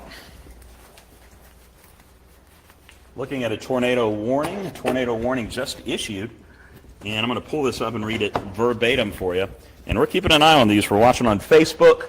We're watching on, and for Hannah or whoever is on Facebook, if you could just kind of follow me with the map with what I'm saying, that would be great. But we're going to talk about this tornado warning. That little surprising, but it is there. So we're going to take a close eye on that. Bledsoe County.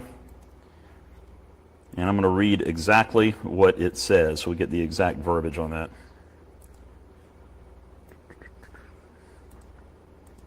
Okay.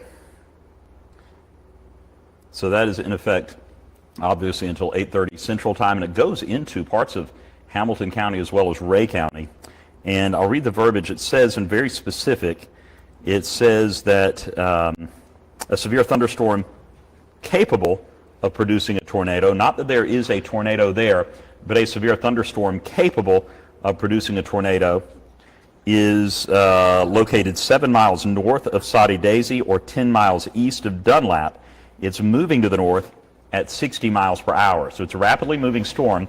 Now what we need to see, it's capable of producing a tornado. Is it producing a tornado? And I'm a little just looking at the radar imagery.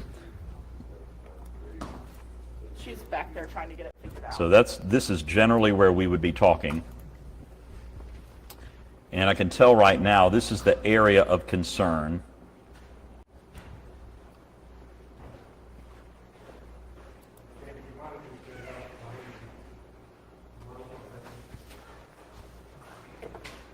And what we're looking at is some shear popping up right here. So not just shear, but also when we're talking about shear, we're talking about change in direction, which could indicate some rotation. We just got an update on the radar image, and it's showing it weakening. So this is not a great, maybe a little bit right here. I'm not seeing much that's really concerning me yet in terms of a tornado. Again, that tornado warning is in effect until 8:30 Central Time, so that's about 30 minutes. Got another one, David. Another one area in Georgia. Okay, another one popping up, and this is for a storm that we had been following a while ago in Georgia. So, man. Okay, so this one, Gilmer County into Fannin County, and quite frankly, this one had more of a tornadic signature early on in its life. Actually, I think that might be another one. Let me go back in time with this one. Yeah, so notice earlier we had this one moving up through Dalton, and we were focused a lot hardcore on that one, and now you have this one that has developed, and it's been moving to the north and northeast across Gilmer County into Fannin County. And so we're watching both of these very, very closely. The one for Fannin County in effect until 9:30 Eastern time. So both of these in effect until 9:30 Eastern, 8:30 Central. This one I'm going to zoom in. I'll come right back to this one. But this one is, again, I'll circle the area of concern, and that's going to be this general area here. And I'll go through some of the products. And I'll keep an eye on it. Maybe some broad rotation with that, but nothing that is screaming, that's a tornado. With that said, if you're in that path from McKaysville down to Blue Ridge, go to your safe place. I want to echo that for the tornado warning here. I'm not seeing anything definitively screaming that there is a tornado, but if you are anywhere in this warned area, this is for, again, parts of Hamilton County, parts of Ray County, and parts of Bledsoe County, and this is moving to the north and northeast at a pretty good clip. Let me get the exact number for you. That's moving to the north and northeast at 60 miles per hour, moving north at 60 miles per hour. So it's moving at a pretty good clip. Our shear, we're looking at a few areas of very weak shear, so at least what we're getting with this, and we honed in on this on Facebook earlier, a lot of wind, a lot of rain, a lot of lightning. What I don't see a definitive signature on, and I'm going to circle the area of interest, that would be right about here. So that's the area that we're going to be watching in terms of the potential for a tornado. With that said, a lot of areas outside of that getting some pretty good strong winds. Let me see if I can, yeah, okay, so some of these lighter colors, up to 40, 50 mile per hour wind, estimated wind speeds with that. So at least we're looking at a lot of wind. Now, definitely go to your safe place. Again, this is approaching. This is not necessarily a tornado. As a matter of fact, I don't think it is at this point, but National Weather Service picking up some rotation, issuing a tornado warning, and very clearly stating this is a thunderstorm that could produce a tornado. So if you were in the Hickory Grove, Brayton, Hendon areas, go to your safe place. If you are in Sale Creek, it is staying to the west of you. If you're in Laurel Brook, Ogden, I would go to your safe place as well. Once again, this is not necessarily a tornado, and I will even say again, I'm not really seeing signs of a definitive tornado signature either on radar or in most of the products we use to determine this. I am looking at, on this particular image, where we are looking at, and that's near Waterfall Trail, if you're familiar with that particular area, and that's the area that we're going to keep a very close eye on as we move through. Yeah, and I'll pick it up on Links 3 with the other tornado warning that's in parts of Fannin and Gilmer County. Just want to make note of this. It's kind of far away from the radar site, so sometimes it can be difficult to pick up on some of the rotation, but we are seeing a fairly broad area here across parts of Fannin County, about to move into Polk County. So I would say if you're in the general area of Ducktown, McKaysville, heading along 64 into the Ocoee, I would go ahead and take a safe, or get into your storm shelter or safe place, an interior room or closet, and that's all moving in the general vicinity of Ducktown and just off to, it looks like, the west of McKaysville. So about to cross over the Tennessee line, and we can actually zoom in a little bit to that area of possible rotation, heading towards Patterson Mill, up through Grassy Creek, Mobile Road, up through Fry. And again, this has a lot of lightning, heavy rain as well, but there's that broad rotation. Again, this is not radar, or this is radar indicated, not a confirmed tornado, but this is showing signs of at least some upper level rotation. So we're going to have to keep a close eye on this, but it's just generally a good idea if you're in the McKaysville area, down towards Medola, Lake Skillet, Chestnut Gap, heading up through Fannin County into Polk County. I would go ahead and find your storm safe place. So even Ducktown, Turtletown, surrounding areas, this is about to move into Polk County. So I would definitely pay close attention to that one, David. Yeah, and again, we're looking at Bledsoe County on Links 2. We're looking at the storm in Bledsoe County. And once again, not too much. In the control room, if you guys could switch it over to Links 2. Thank you very much. That would, you're seeing that little area that does not even look as impressive now as it did before, but that's the only, and we just got another radar image, and I'll circle it again for you. But now it's really getting even just hard to tell. It's really falling apart. The little circulation that there was. So this is, you can see what prompted the tornado warning was that. All right. So we had that nice little thing going there. Now it's kind of falling apart. So the reason for this, and there's really nothing else, maybe a little, I'm not ready to call that a notch or anything, but maybe a little bit there. Let me clear my, yeah, there's nothing really that's indicating anything other than super heavy rain. I'll pop the lightning in. This probably seeing, well, not seeing a ton of lightning, quite frankly, with that. It's mainly just really heavy rain and wind. So that's what we're looking at with that. No hail with that being interpreted. Okay, you can see some hail off to the east, but no hail being interpreted with that at all. And this tornado warning, if that lasts to 9:30, Clay, I will be very surprised. Let's focus in a little bit more on this one. And it looks to me like it's a fairly broad area of rotation here down in that northern part of Fannin County. So Gilmer, you're good at this point. It's moved out into Fannin County, but it's about to move across the Tennessee state line. If there's going to be any possible tornado, it would be pretty close to Epworth near Jones Road, heading up towards Kingtown and McKaysville. So if you're in McKaysville and you're not already in your storm safe place, you need to get there ASAP, because this storm is moving quickly off to the north, and it's going to continue to charge into Polk County. So heading up State Route 5 into Newtown, Belltown, those surrounding areas, this is moving pretty quickly. And we can look at our velocity. Again, you got your winds coming towards the radar side and away. So you can kind of see this area of rotation right here. And that's near Lick Skillet Road. So just north of the little community of Lick Skillet, that's where that possible, if there was a tornado. Of course, this is pretty broad, and there's nothing that convincing showing there's one on the ground at this moment, but you still need to act as if there was.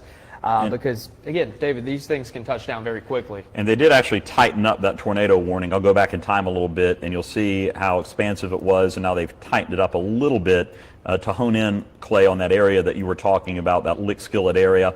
This is moving at a pretty good clip to the north at, what did we say, 60 miles per hour, I think it was moving? Yeah, roughly. So Epworth, Kington, I would be in your safe spot just to be in the safe, just to be on the safe side. Grassy Creek, Pattersonville, go to your safe place. And can't hurt at all, right? Can't hurt anything at all. And Clay, you mentioned earlier that when you get this far away from the radar site, yeah, maybe you're missing a pixel or two, but you can still see fairly clearly the broad rotation that they are indicating, the National Weather Service, causing that warning to be issued until 9:30 for another 21 minutes. So we're keeping an eye on that one. We're sliding on over into the other one, which I am still, let's just see if we have anything impressive. It was right around here where we had just any kind of, yeah, I'm just not seeing it with this one. And Clay, if you're looking at anything that I'm not, let me know, but I'm just not seeing anything here. If there's any rotation with this one, it's going to be up towards, let's see, like very minor stuff near Hickory Grove. Yeah, Hickory Grove, You yeah. see what I'm talking about along State Highway 312. And that's where we did. If we go back in history, like I'll draw a circle around there. I think if we draw a circle right here and go back in time, we're going to see where that was the general spot that they were talking about. And you'll see this opening up a little bit. See how it opens up? Let me take the lightning off. But you'll see how that opens up, that little hole there. Now, that's the circulation that prompted this tornado warning, and now it's that the reason for that tornado warning is kind of washed out. Yeah. Now they're still holding the tornado warning officially until 9:30 or 8:30 Central, but I guess we'll keep an eye on it. You know? Yeah, definitely not seeing anything screaming tornado on the ground, but that's definitely an area of concern kind of moving over the next little bit. Also check, not seeing much of a hail core with either one of these cells right now. No, and I'll tell you what, I'm comfortable enough. And they tightened that up too, that warning. Oh yeah, they did. Yep, they just did. Okay, so here's kind of the deal, and they exactly where we were talking about. They typically, whenever they issue a warning, they'll put the area of interest at the bottom of the warning and then project out in the direction that the storm's moving.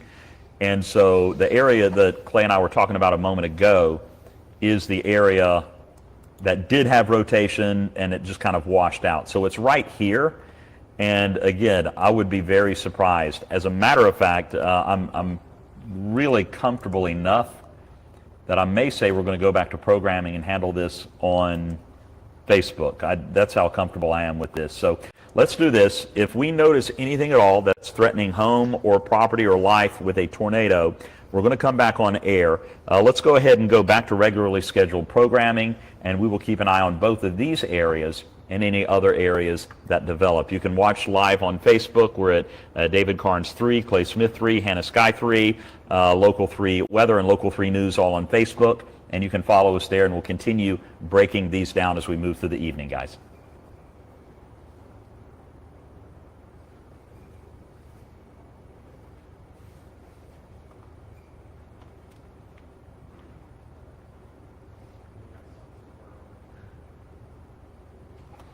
Okay, and for folks on Facebook, you probably heard all of that. Ooh, geez, okay. Nice. Just broke the microphone. If you're on Facebook, then You want me to take over? yeah, Clay is going to work you through it. I think Hannah's back there somewhere. Yeah, so we'll keep talking about these areas of interest, kind of look at everything. And if you guys have any damage reports, let us know. I'll pull up this chat for you guys. Let's see. What about Dayton? Live on TV. Okay, so we're back on Facebook. I'm going to take off these storm reports, and we're going to look at what's going out. And yeah, I'll put up the future track here in a little bit, but we're going to focus on what's current right now. We still have this back edge coming through a little bit later on, so there's still going to be that potential for additional storms to fire up, and we're already seeing some of that south of I-20 near Birmingham. So this line isn't done yet. Again, this low-level jet's going to start to ramp up, and these storms are still going to have the potential to rotate here over the next couple of hours until that tornado watch expires. So still be on your P's and Q's over the next little bit. Here's that tornado warning for Fannin County. So we'll zoom in on that one first. I'm going to pause it and take this to 15-minute loop. So this is pretty much moving out of Fannin County at this point and moving into Ducktown, eastern Polk County, right along the Cherokee County border. And if there is any rotation left with this, which again, we're pretty far from the radar site, but it appears to me that if there's anything, it's going to be somewhat close to McKaysville at this point. It's really hard to see, and it's pixelated, and sometimes it's a little bit tough to find these signatures as you get this far away from the radar site. But again, stay in your safe place.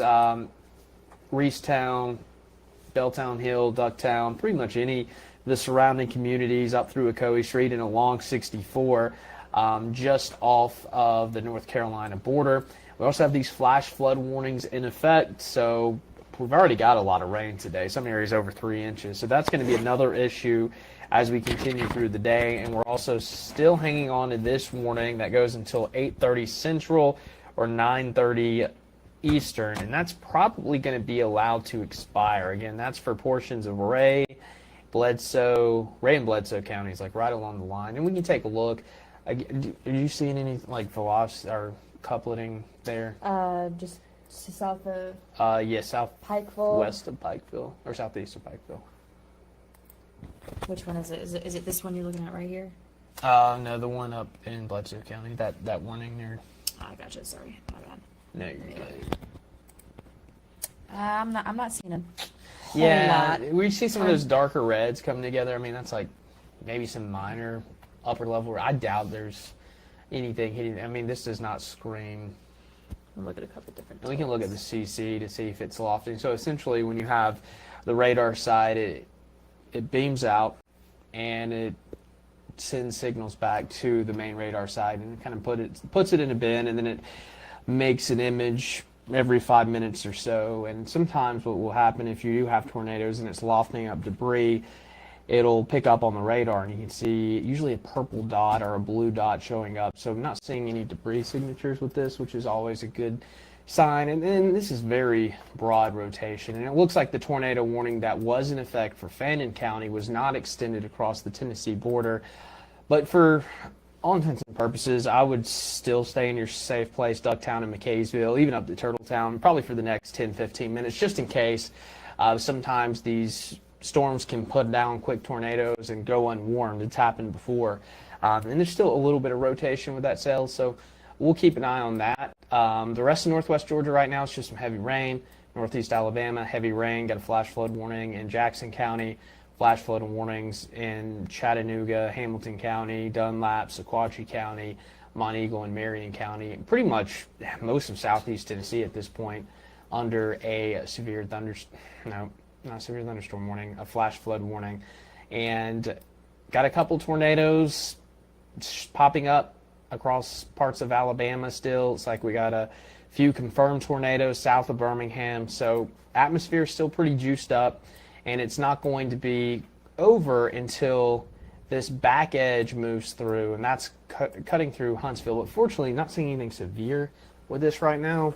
But we're not going to be completely out of the woods until that moves to our east, and that's probably going to be in the early morning hours of Sunday. But we're only hanging on to this severe thunderstorm warning, which is essentially moved out of Hamilton County and Sequatchie County, so it should be allowed to expire shortly. And this area of, and that's like what Philip Bledsoe County's had 3 or 4 tornado warnings at this point. Yep.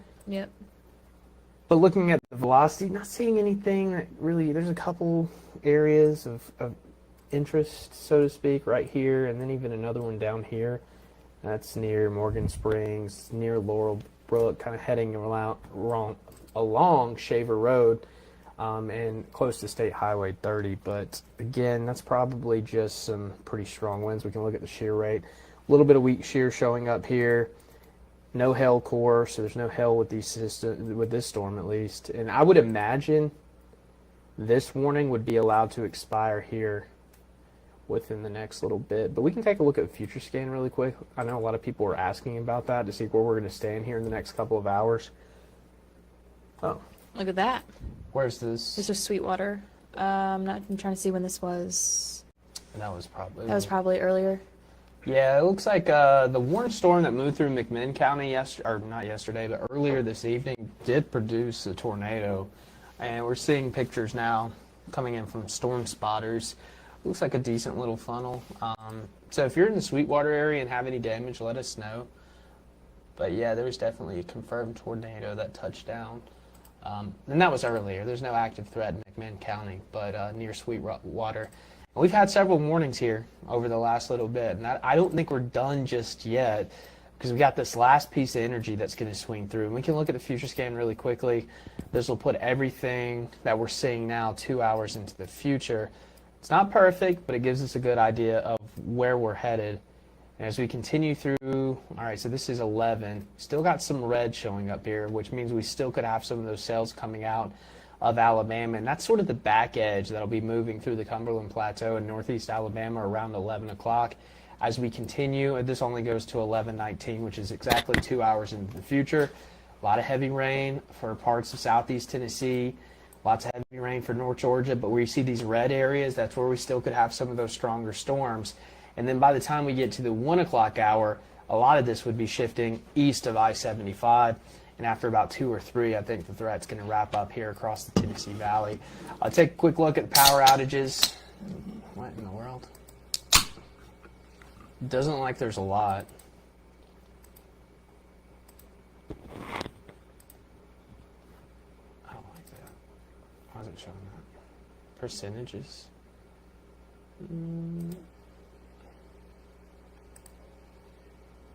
Yeah, so right now there's just a couple hundred people without power, customers without power across the area. Not a huge deal. This warning is still hanging on. Bledsoe County, so we'll stay with it for a little bit longer. Looks like 10 more minutes. We'll zoom in. Worst of the stuff coming down. Morgan Springs, New Harmony, Hickory Grove. But again, we can look at the velocity, which gives us an idea of where the rotation will be. Again, you have the greens, that's towards the radar, and the reds are the winds blowing away from the radar. And where you get the green and red coming together, we call that a couplet, which usually indicates rotation. And sometimes, if it's really tight and really bright, you can see it's more than likely a tornado on the ground. And that's what we had with some of the signatures in Mississippi and Alabama earlier. Hopefully we don't see anything like that. You guys, y'all are joking in the chat room. I just, flipped open a Celsius over here. We're not drinking on, not drinking on the job. Just, trying to get a little boost over here. You guys are funny.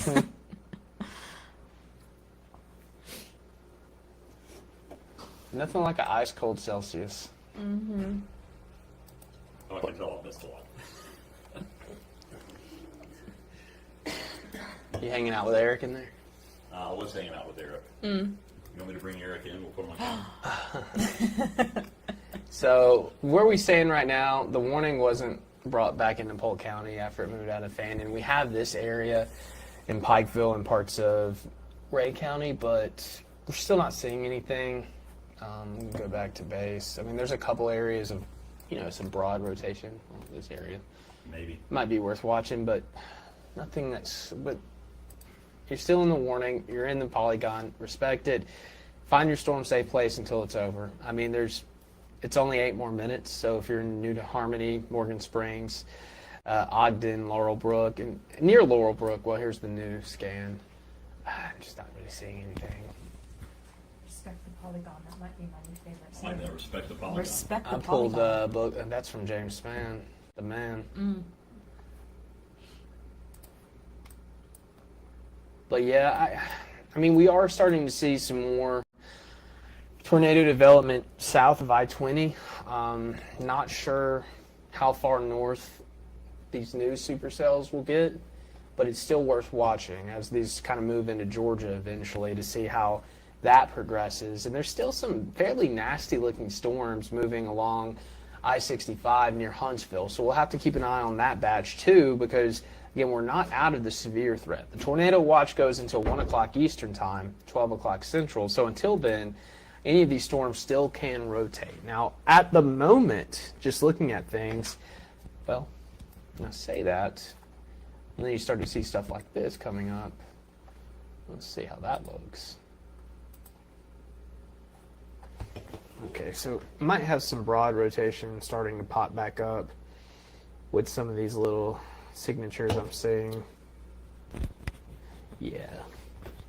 So near Walden and Fair, I don't think this is anything concerning at the moment, but there's definitely some broad rotation starting to show up near Walden where you kind of see some of this flat grain, and again just south of Sulphur Springs in Marion County heading up towards Whitwell and Powell's Crossroads. So at the moment that's not severe, but I'm going to watch it pretty closely. So we'll keep an eye on these these little red hooks you kind of see, almost like fish hooks.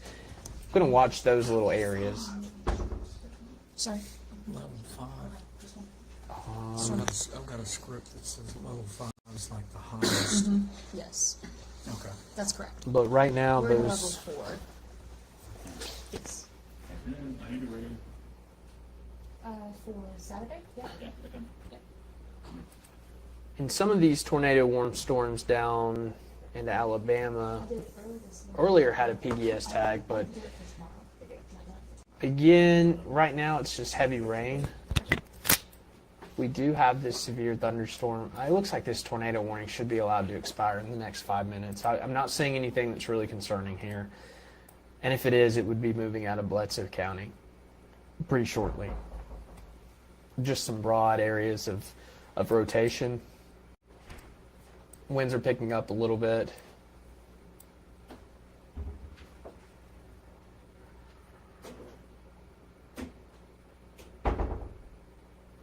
Okay, so that's actually a good question, Chris. Broad rotation is so essentially when you have It's usually in the upper level. So rotation is when you have winds colliding going the opposite way, either to or from the radar site. And eventually you can get funnel clouds and then tornadoes, and you get the low-level rotation, which is a tornado. So this is up high. We've heard the term like rotating wall clouds or funnels. That's essentially what that can mean. And sometimes it means nothing at all. That's just cyclone. Yeah. And a lot of times that's the first sign that there's some rotation and these storms are starting to rotate up a little bit, and that's when we could eventually get some tornadoes. So that's just something we kind of keep a close eye on. It's weather code.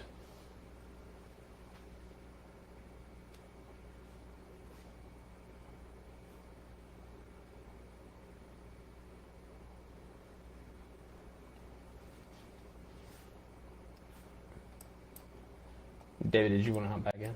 I can. I mean, That's totally up to you. I can keep talking. I don't care. I like hanging out with the peeps. Whatever that means. Yeah, we can actually look at the latest model guidance, huh? And a big thing also, guys, is let us know what's happening. We've got our Facebook pages up here. How are the power outages been? They're okay so far. If you will post what's going on, do you have flooding in your area? What are you doing with your pets? We have Emma brought our dog Eric here. So we have Eric in there that I just got to hang out with for a little bit. But yeah, what are you doing with your dogs? How strong are your winds right now? What's the rain like right now? What's going on in your area? Let us know. And I'm trying to get the future cast up. I keep seeing someone talk about that, so I'm looking forward to it. This isn't my show, though. Oh my gosh. It's my show. What are you looking for? The future cast. Do you have it in here? Yeah. You got so many. I got a lot of things in here. All right, we're getting there. No, it's up here. 7 days, so it's going to be. There it is. And that should be the latest HRRR. Is it safe to say the state of Alabama had 70-mile-an-hour winds today? It's safe to say they had very strong winds. Okay. I wouldn't put a number on it. Okay. Okay, so here is your future cast. This is what's up? Oh no, nothing. Just Marcus said flooding on Signal Mountain Boulevard around the Spaceship House. That's fair. We've had a lot of rain. Yeah. I'm on news and barely heard any rain. So we're looking at some heavy rain coming through. This is 10 o'clock. Then we can put this to 11 o'clock. Still some really heavy rain. And you see a couple of those purple dots. You can't rule out another strong storm or two. Back edge starts to move through Middle Tennessee and North Alabama. So once that's past us, the threat is pretty much done. By midnight, back edge coming through Chattanooga, Pikeville, Dunlap, Lafayette, Somerville. But notice those purple areas. Again, we got some of those supercells in Alabama. Could move up into northwest Georgia between 11 and 1.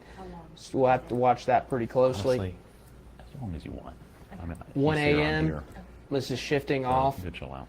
Pikeville, Dayton, Cleveland, Dalton, Calhoun, you're getting the last of it, but Lafayette and points to the west are looking better. Even Chattanooga by 1 o'clock, a lot of this starts to kind of die down. Still heading into Ellijay, Blue Ridge, and Murphy. Then 2 o'clock, pretty much east of I-75, Athens, Ellijay. Then we put it to around 3 a.m. For the most part, the threat's going to be wrapped up by then. Carrie saying we got some rain, wind, and thunder in Mineral Bluff. Steady rain and breezy in Cleveland. And Bakewell, just steady rain, fortunately. Ruby says my dog is right beside me in our safe place, and we had some heavy rainfall. Ruby, where are you writing this from? Rain, windy, and thunder in northeast Cleveland off Old Parksville Road. And some 20-mile-per-hour winds, says Lucy in Woodstock. And Oriole says, my dogs are snoozing well. Only in the worst times does she get antsy. Very windy in Tryon. Angel says heavy rain, wind, and thunder. My dogs are sleeping on the couch. Woodrow says, I brought my cows in, but the dog wouldn't give up the couch, so they left. Woodrow, I almost believe you. I think that might be true.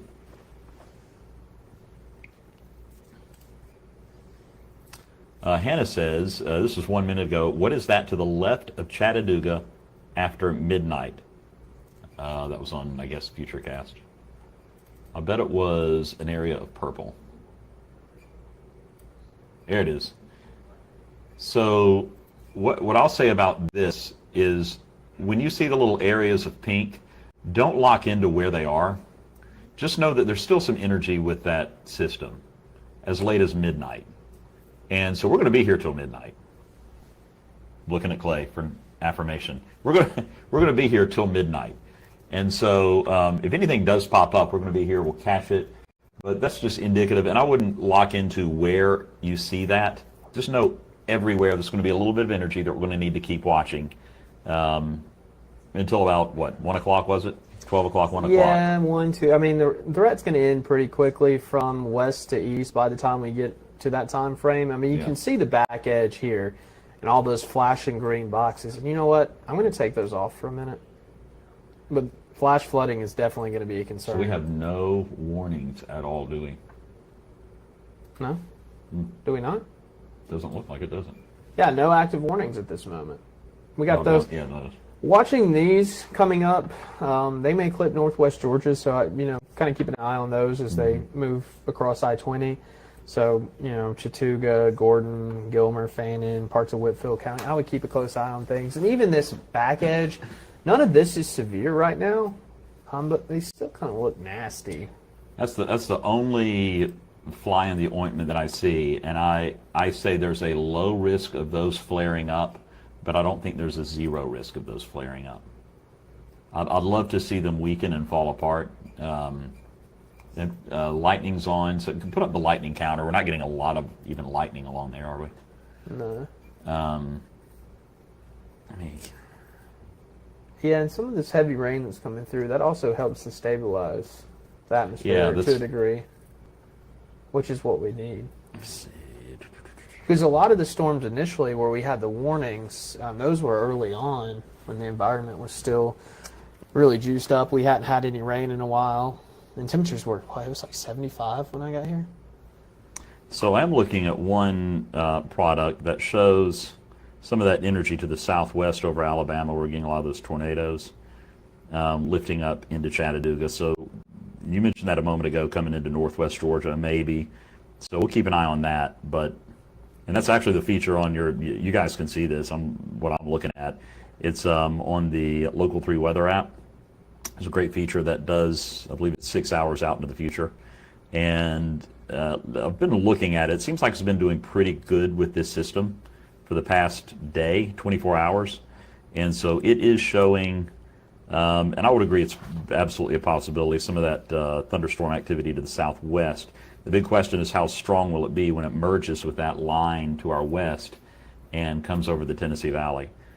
Yeah, we're not out of the woods until that passes. Yeah, I would say not out of the woods. I for think, certain. Yeah, I'm not leaving. How about that? I'm not leaving for a little bit. I will say I want to pop these back on, the flash flood warnings. But so this is pretty recent. This is Hamilton County. Looks like we have a car stalled out driving through floodwater on Dodson Avenue. Also, multiple other reports of cars stranded.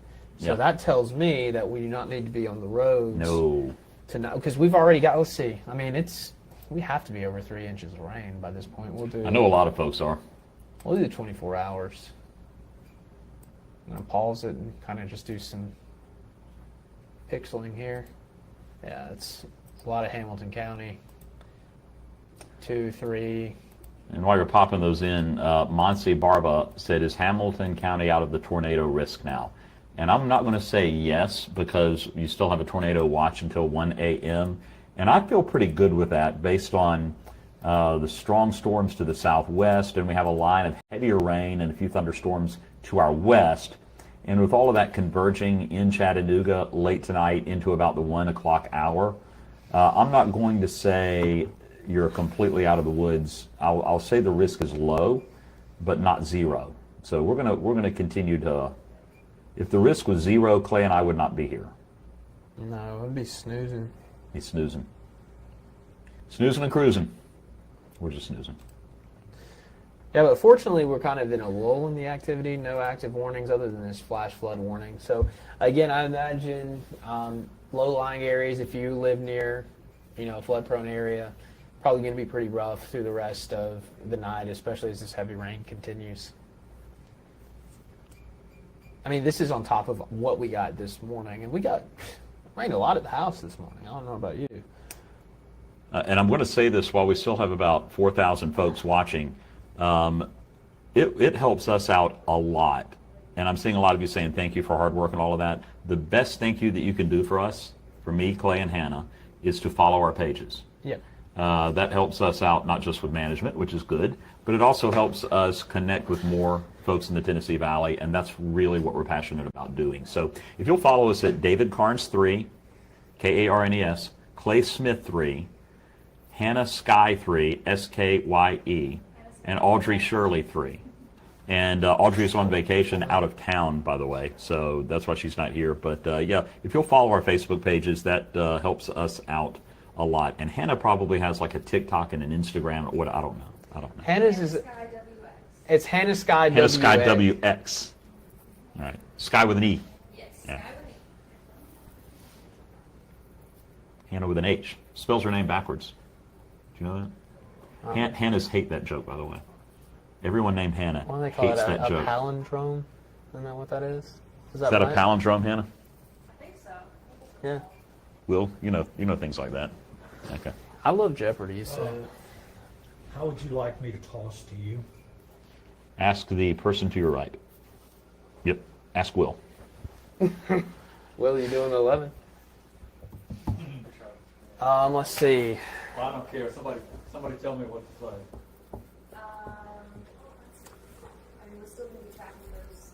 We're in Athens. We had a house fire, but not a tornado. I still understand. My Hannah dies too. Wow, Krista, house fire? Good night. Is that weather related, lightning or anything, or goodness? Right now they're winding down, but we are watching another line that could still have some juice to it. Okay, that's it. So, Perfect. let's see. Perfect. And that was the legendary Calvin Sneed. We love when Calvin comes in to fill in. Okay, so wait a minute. We've had round one. We're in round 2 right now. And then Hannah we go Pendergrass, that round was 3. funny. Come on. Oh, and Hannah used to, Hannah Montana. I'm sure Hannah's love being called Hannah Montana. That never gets old. Tiffany says, did I hear Paul back there? Nope, that was Calvin. Paul is in Singapore, I think. Yeah, he's on a vacation. I think so. He actually did do a nice little This post part over here. telling folks to watch, and it was good. Yeah, that is around. And I'll tell you what, Yep. while we have so many people watching, we can do one of two things. We can, and I'm going to let you guys decide. Do you guys want us to stay on air and just stay with you for the next couple of hours? Or do you want us to log out and then just come back whenever something pops up a little later tonight? Totally up to you. We're fresh. Clay and I have nothing to do. Nothing. Our lives are dull. So what do you think? I'll let you guys decide. If you don't say anything, I don't know what. Okay, so we got one vote for yes. Wait, yes what? Christy, what? Yes what? Yes which one? What does that mean? Yes, stay on air. Oh, stay on air. Stay on. Amy, Brooke, I didn't. Dana, we will. I did not want to sleep anyway. I didn't want to sleep anyway. 100%. Did a tornado touchdown over the Wallace? Emily, if you post that picture, I would love to see that. Or if I don't think. Yeah, drop it in the comment section. I don't think we had one touchdown near Ottawa. Not that I remember. Did you? I don't even think. I don't think they had a warning. It may have been. Now, if you've seen some wind damage, if that may be it. Okay, we'll stay on air. Fine, stay on air. I think that's probably wind damage that you're seeing. It would be interesting to see that though. a big thank you, US 101. The guys at US 101 are simulcasting this Facebook. So, yeah, I guess we need to... Is that Stickman? Yeah. That may be Stickman. My buddy. You know, he's actually not made of sticks. But he is a man. He is a man. Quite the. Scholar, stay on here. You have a cool voice. Who, me or Clay? Someone said a tornado in Ducktown. Okay. Had a little something moving up through Ducktown. So earlier, if you recall, we can drop this back about an hour. There was a warning for parts of... It'll come up. Yeah. Okay. We'll play this back. This was about an hour ago. We had the warning that moved through the northern tip of Fannin County to the north and west of Blue Ridge. I mean, there's some pretty... So Tammy is saying, yes, our phone gave us no warnings when we had a tornado warning if it wasn't from you guys. Oh, okay. I think that might be the Dalton one. Or is that the one for Ooltewah? I don't know. Seeing clouds on the ground at 6:47 in Cleveland. Now, I'm going to tell you guys a lot, and I'm not doubting what you're seeing. What I will tell you is that a lot of times when you're looking at thunderstorm clouds, those clouds could be a mesocyclone where you're seeing spinning clouds in the air. I have seen that. It's really ominous, really scary, but it doesn't necessarily produce a tornado. I've seen clouds swirling just from the wind currents that can appear to look like something dropping down out of a cloud, like a scud cloud or something like that. And then sometimes I've seen damage, pictures of damage where someone swears that there was a tornado and it's straight line wind damage. And we did have really strong winds, so I'm sure there are a number, pop in the local storm reports. There are a gazillion wind damage reports from this system so far, a lot of them to our west, but they're, those are all of the wind damage, flooding, tornado, that one lightning one that jumps out. It's crazy. Yeah, and a lot of times scud cloud does get mistaken for funnel clouds or tornadoes. It looks very ominous. In college, a pioneer real team was called the Scud Muffins. That was out loud. I know. Okay. Thought you would enjoy it. I did, actually. I know.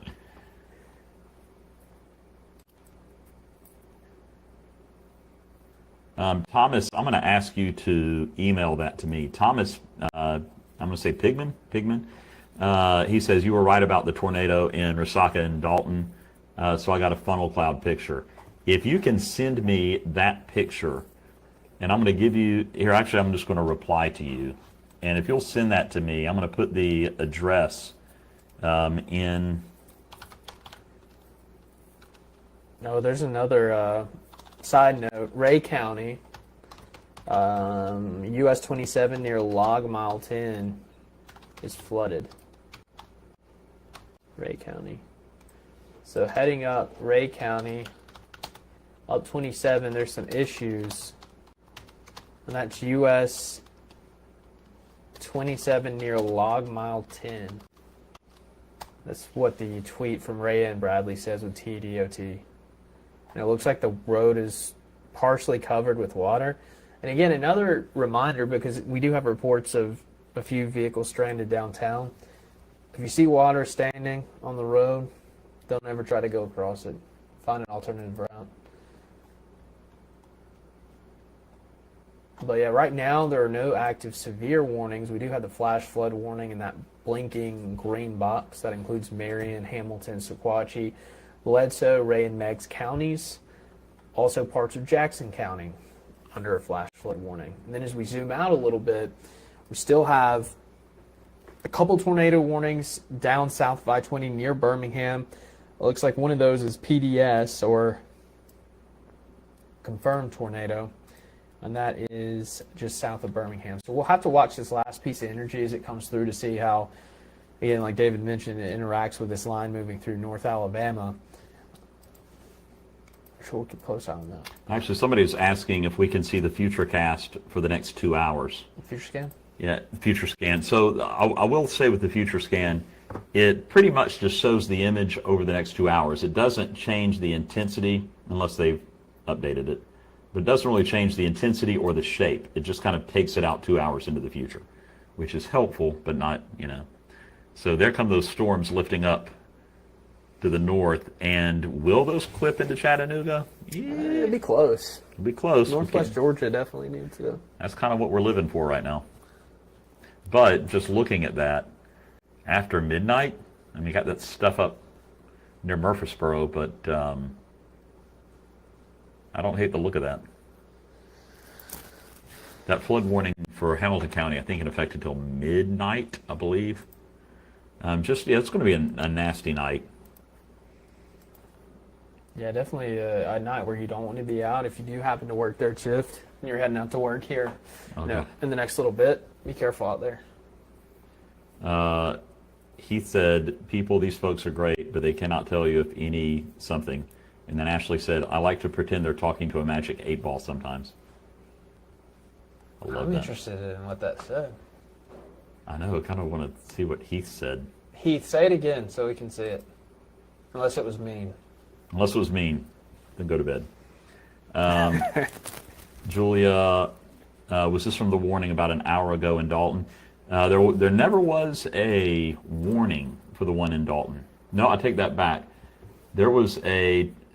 Go back about 2 hours for Dalton. I want to say... I don't think there was a warning. Did they never issue a warning for that? There was never a warning. Okay, so there's the storm. There's the storm that I... And then, so go back up here. Let me see it just a second. So here's what happened with the Dalton storm. So there's the one that, in my humble opinion, they should have issued some kind of a warning for. The one right here. Yeah, at least a severe thunderstorm warning. At least a severe thunderstorm. Probably could have been warranted.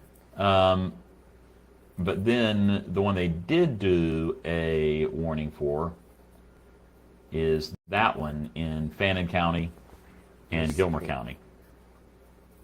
Heath, that's absolutely right. Oh, Heath, yeah, actually, Heath, that's correct. That's spot on. He said, I said that you guys are great, but you can't tell anyone that a particular site will have a tornado. Yeah, and that is spot on. And that's a good, so when we get a lot of that, are we going to have tornadoes in Cleveland? Are we going to have tornadoes in Ringgold? Are we going to have tornadoes in Fort Payne? And the question, I get it, especially after 2011 and Easter 2020. There is legit anxiety and PTSD, and I'm not using that phrase lightly, truly PTSD from those tornado events. And so people truly, and I get it, and I'm very patient with it because I don't understand from the vantage point of having lived through a tornado like that, but I do understand that storms can create a lot of anxiety. And with storms like the tornado outbreaks that we've had, that can do a lot. So people are worried. And so I understand when you want to know if it's going to hit your particular street or your particular city. But the truth is, what we can do is predict generalities in terms of what the atmosphere is going to be like, and then the specifics of exactly when and where, because it takes a lot of things to go, I'm using air quotes, right, for a tornado to form. And you may have 4 of the 5 components all there, and again, you get the spinning clouds in the sky, but the tornado never comes down. Well, so it's very hit and miss in terms of exactly where a tornado is going to touch down. Plus, tornadoes are very localized features. I mean, you can go, actually, when I lived in Mississippi, I went through, there was a big tornado that hit Collins, Mississippi about 4 or 5 years ago. And as you're driving through, like a solid mile was destruction, but if you get a mile on the either side, you wouldn't have known anything even happened. So it's tough. And I was told that somebody sent a picture of that Rosaka. And she said tornado, I'm using her words. There's a couple down there. Oh, that's Friday. Let me go to the weather. Maybe it's another weather. And I'm going to look through, see if I see anything on.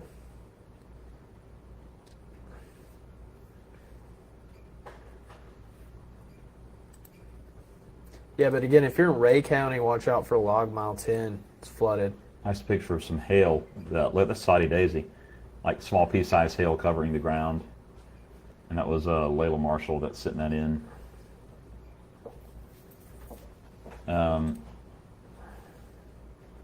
And I'm hearing people saying that they're sending pictures in of tornado activity. I don't know. Tell me where you sent it. I will give you the email address. If you can send any pictures to weather@local3news.com, weather@local3news.com. And I would love to see particularly any pictures of tornadoes or funnel clouds and where they are. That would be huge.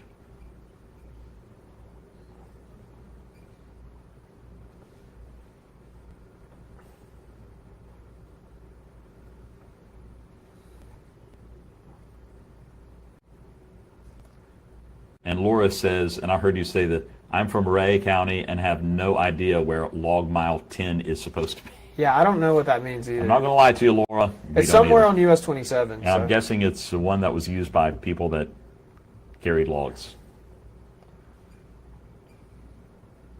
Watching some of those heavier storms moving into Fayetteville. And do me a favor, let me see this a second while you're clicking.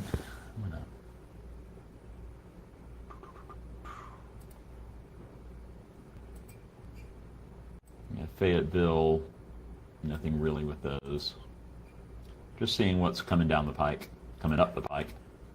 Confirmed tornado producing storm here, southwest of Anniston. And this area had a tornado report, several reports of damage near the I-65 US 31 intersection near Calera, including businesses and homes. And so that's the energy that's lifting up into Anniston, and we're going to keep an eye on that for potentially moving into parts of northwest Georgia within the next couple of hours. And then we're also going to keep an eye on this line, and I don't know if this is exactly the right way to say it, but I think we're going to see all of this energy converging and sliding through by about midnight or 1 o'clock, and then moving up into Murphy, Blue Ridge, LJ, and then moving out of there. And got a couple more reports of some damage starting to populate. These are old, but still, sometimes it takes a while for them to come in. McMinn near, is it Nyota or Neota? What? Is it Nyota? Nyota. Nyota? That's what I thought. My nephew used to pastor a church in Nyota. I think it was Nyota Baptist Church. Yeah, Nyota. So Nyota, it was, there's some wind damage, some trees down. Birchwood, several trees down, 1 inch hail. This was all earlier. Cagle and Sequatchie had a few trees down. So we got reports of some trees down across the Tennessee Valley. That's the one you. Yeah, that's the one with cars stranded here in downtown Chattanooga. So heavy rain's kind of the concern right now. The white. Yeah, the white dots. Okay. So the white dots, these are wind reports, and you can click on them, and it tells you exactly what happened, or at least a mini summary. These that look like little golf ball showering down, those are hail reports. The house, that's flood reports, and then of course the tornadoes, pretty obvious, this one down here. And we've had reports that there was a confirmed tornado in Sweetwater, but we haven't had the LSR come in just yet. So we'll keep an eye on that. But yeah, some trees down. If you see any damage, let us know. And we're going to keep with this. Right now, there's no immediate severe threat, but that doesn't mean we're out of the woods yet, because we look to the south. Got that confirmed tornado near Talladega, so just off I-20. And then that's heading from Birmingham to Atlanta. And of course, I-20 is a heavily traveled interstate. So that'll be crossing over I-20 soon. And we're going to have to watch this batch as it comes through northwest Georgia, see how it interacts with this main line that's going to move through a little bit later on.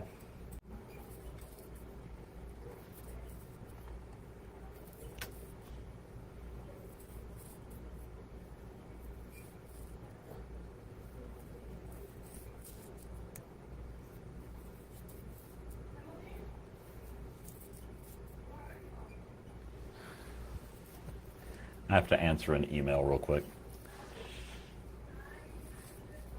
Okay. Can you? Yeah, it's well, a person is, and they may be on here if it's Randy in Resaca. Randy, so on our weather app, we have a feature that's a 24-hour future radar. And if you have that on, then that's not going to be hey, there are two, do me a favor, I'm talking to one of our employees. There are 2 Le Croix in the freezer along with the Diet Coke, and they've been there about 30 minutes. Can you go get them out and put them in the refrigerator? Yeah, Dad, I can do that. That's my daughter, Emma. She's actually the one that owns Eric and why Eric is here. But anyway, so on the app, there's a 24-hour feature, and you don't want to confuse that with the actual radar. So I'm going to explain in this email how to fix that. So I'm with you now. Clay is jogging off for just a minute. But let's just take a look at stuff. And again, let me know what's going on, guys. I appreciate y'all hanging out with me.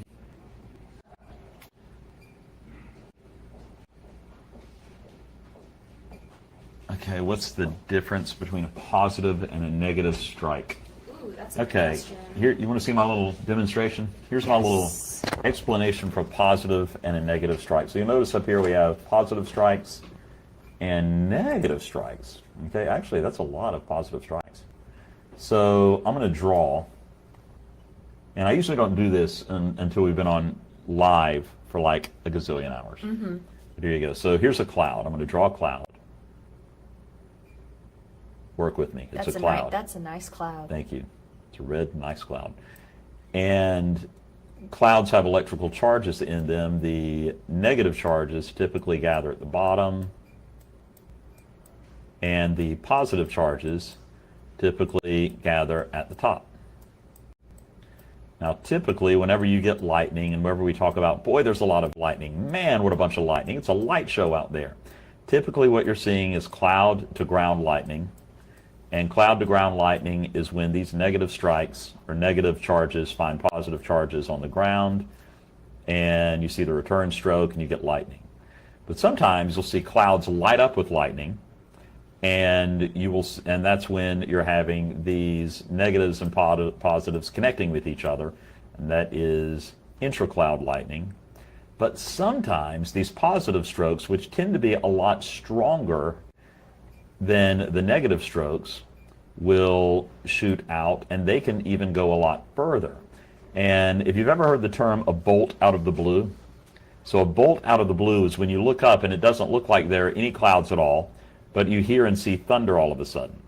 And these can go so far that they may strike several miles away and reach down. It can even reach up to 25 miles 25 away miles. from the storm itself. So that's the basic difference. Usually when we're talking about lightning strikes and people getting struck by lightning, it's negative strikes. But if you get hit by a positive strike, it has been so nice knowing you. That's not nice. That's not. You might survive. I got a little morbid there. You might survive. Did you rest? Are you good? No, but we're about to do promos, so. Oh, I can't even believe it's 10 o'clock already. I know. Hannah has been here since 3 a.m. Usually, whoever works the weekend, usually Audrey, will get a nice break between doing the morning shows and the 11 p.m. show. Yep. Not Hannah. Yep. Nope. Have you slept? Did you sleep early? I took probably a 60-minute nap. Yeah. In between that first round of storms and the second round of storms. I pulled up a few chairs where we do our interviews kind of in that little interview room. Yeah. It was nice and dark, so I had probably 60 minutes. I thought I heard snoring. Was that snoring? You heard snore? I thought so. I'm kidding. You weren't even here, David. I wasn't even here. I wasn't even here. Well, this is, I hope that was a nice lightning tutorial, I guess. No, that was great. But, great artistic graphics there. It was. So looking at this confirmed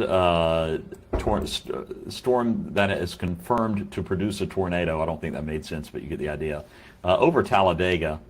And the only reason we're watching this with concern, not that we just like to focus on our viewing area, is how much of that energy is going to be moving northward. And here's a little area where we are getting some rotation popping in, and that is Got some shear associated with it, some good strong shear, 60% chance of hail. And so those are the storms we're going to be watching. Again, this is Chattooga County, so that's the southern end of our viewing area. And if you hear any crying in the background, that is baby? That is meteorologist Clay? That's baby Dawson. We got Dawson in here. Yeah, we got Dawson in the house. Clay Smith's. And Dawson is little happy to baby be boy. here. He's happy to be here. Obviously. That's good stuff. So you get a lot of energy down there. We're going to keep an eye on it. But yeah, let me know what's going on with you guys. Oh, all my family is okay. In Oak Ridge, they said it touched down at the Oak Ridge laboratory there. Ooh, And do me a glad favor, you guys are safe. open the email. I've been asking people to email. Yep, I got you. I can't go into the weather one. Yeah. Ooh. Let's see. Okay, this is from Sweetwater.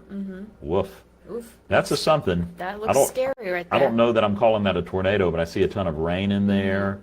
Looks like a bit of a A shelf little cloud, mesocyclone, something maybe. going on. Yeah, the shelf cloud looks kind of on the edge there. Yeah, that's a good looking shot. Of course, y'all can't see it. We're sitting there talking about things you can't see. Okay. I'm about to just go and do some promos real quick, and then I can be back if Do your Clay Smith's promos. not here. All right, you guys. So that is what we're doing. By the way, I don't know if you know my dog Eric. Not my dog. It's actually my daughter's dog. But if you guys do and would like to see Eric, then I will bring Eric in here just because it's 10 o'clock at night and there's not much going on. We've got the heavy rain in Athens and Etowah, and I appreciate that. Lost power on Whitwell Mountain with the winds. Power outage is going to be a big thing. Send email photos to weather@local3news.com.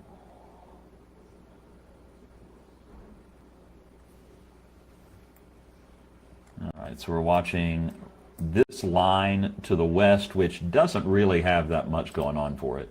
I mean, there's nothing in there. You can see some pretty, oh, that's old. There's some pretty good straight line winds in there, especially right here. Boy, a nice long band of strong wind north of Fayetteville. I don't see anybody really getting it. Is the wind really bad for anybody? Okay, so I'm getting a couple of, I want to see Eric's. Okay. All right. Are you sure? Okay, Will's going to go get Eric. Thanks, Will. Hey, if Emma needs to come in with them, she may need to. I don't know if she'll go with you, if he'll go with you. Okay, we're going to bring Eric in. Let me make sure the camera works. Hey, yeah, the camera does work. Okay, so we'll bring Eric in, and then I'll pop back on. I am watching the radar, by the way, guys. I'm not leaving you stranded that way, but I think I know my audience enough to know that, yeah, they would like to see the dog.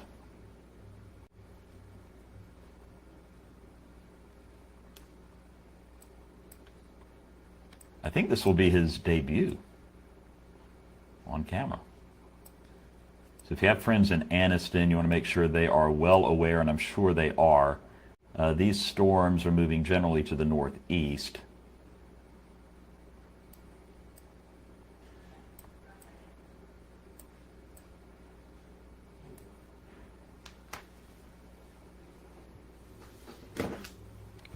Okay.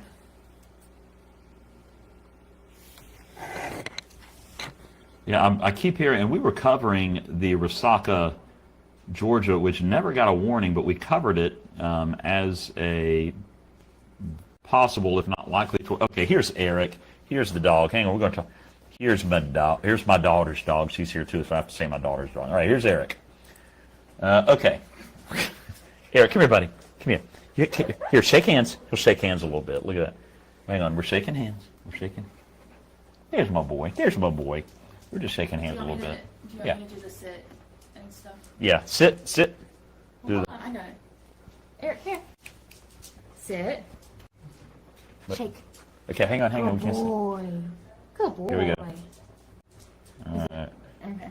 I think that I'd get it. Don't pet my feet, please. Eric, come here, buddy. Come here, buddy. Here's my dog. Hey, there, boy. Hey, there, boy.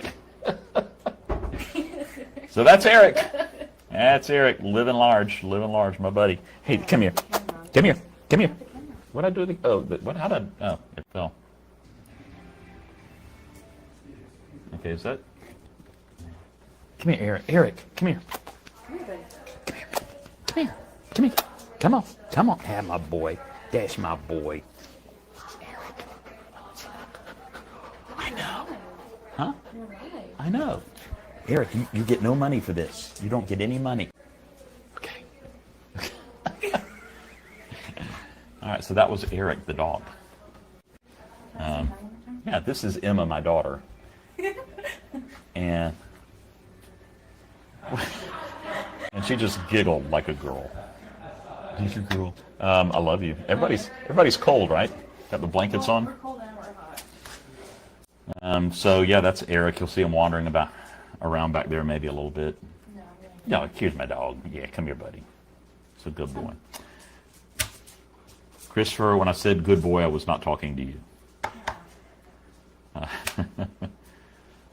Is it Eric with a C or Eric with a K? It's Eric with a C, of course. And I'll tell you this, his middle name, Emma, my daughter, named him, his middle name is Eric Danger Carnes. And she named him that so that when people asked, she could say, his middle name is Danger. So it's always fun that way.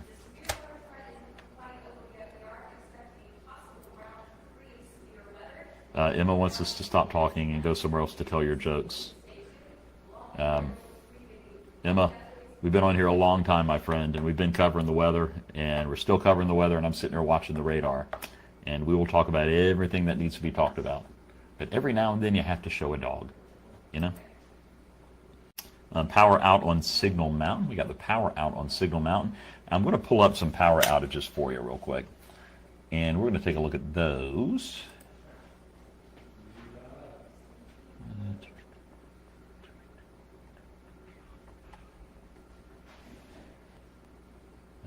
Let me see here. Let's go.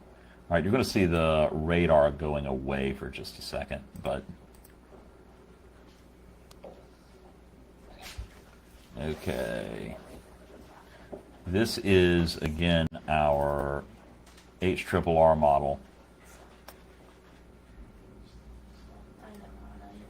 showing a lot of that energy. And notice the energy coming up from the south. Again, that's something I want to keep an eye on. All those areas of purple. That's really I'm not even going to say big concern, it's my only concern, but we may see a few little cells continuing to pop up as we move south and east of Chattanooga, up into the Blue Ridge. So, and yeah, and the tornado warning, or tornado watches rather, will expire at 1 a.m. So I think the National Weather Service is kind of thinking the same thing. It'll be about 1 a.m. when we see all of this energy moving out and weakening. So that's my thinking there. Okay, so while that's up, I'm going to pull up power outages. Let's see how.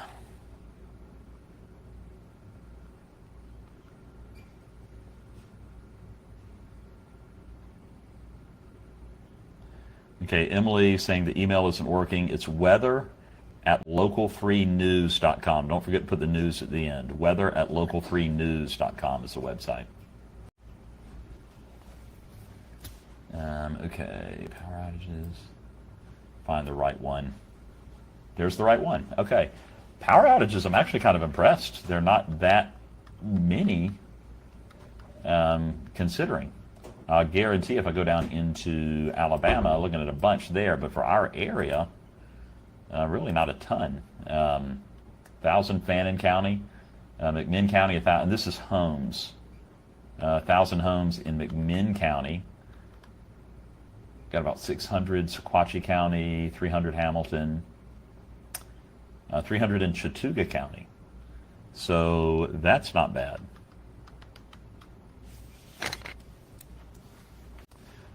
So the question is, was there a confirmed tornado in our viewing area? So I'm going to tell you what I believe happened and what we had reports of what happened. So based on the tornado warnings that we had, what I'm going to be looking for over the next couple of days, and I'm going to click in the storm reports to see if any tornadoes pop in.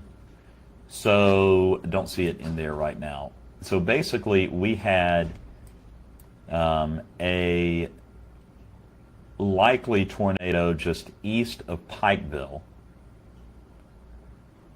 And that was from a viewer that spotted it at about the same time we were looking at a pretty strong circulation and cell that was moving through. We did have somebody in McMinn County that said that they spotted a funnel cloud. That was associated with a strong storm that was moving through. And then, don't know if that one touched the ground, but it was at least a funnel cloud. And then we also, and this one never prompted a warning, but we had one near Resaca moving into Whitfield County that a lot of you guys are telling me you saw a tornado, and I'm still hoping that I can get a picture sent in. Let me see if, okay, Emily.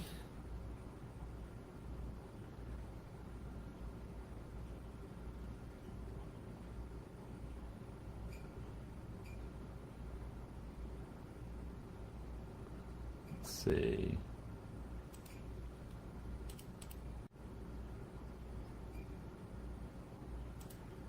Okay. Okay, so here is, I'm going to try to pull this up and send it. Bear with me just a second. I'm going to forward an email, and I can show you the picture that I'm looking at. So just bear with me just a second. And within 30 seconds, you're going to see the picture that I'm looking at. Pull this up, move this here. Okie doke. Yahoo.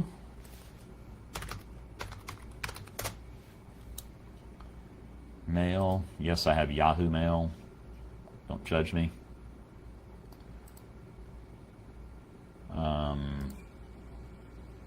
Okay. So this is from Thomas Pigman, and he's saying it is a picture of tornado in Resaca and Whitfield County, and it doesn't not look like one, maybe a small one, and I'll go ahead and drag that over for you guys to see. Downloading it. What just happened? Okay, hang on. Let me open it again.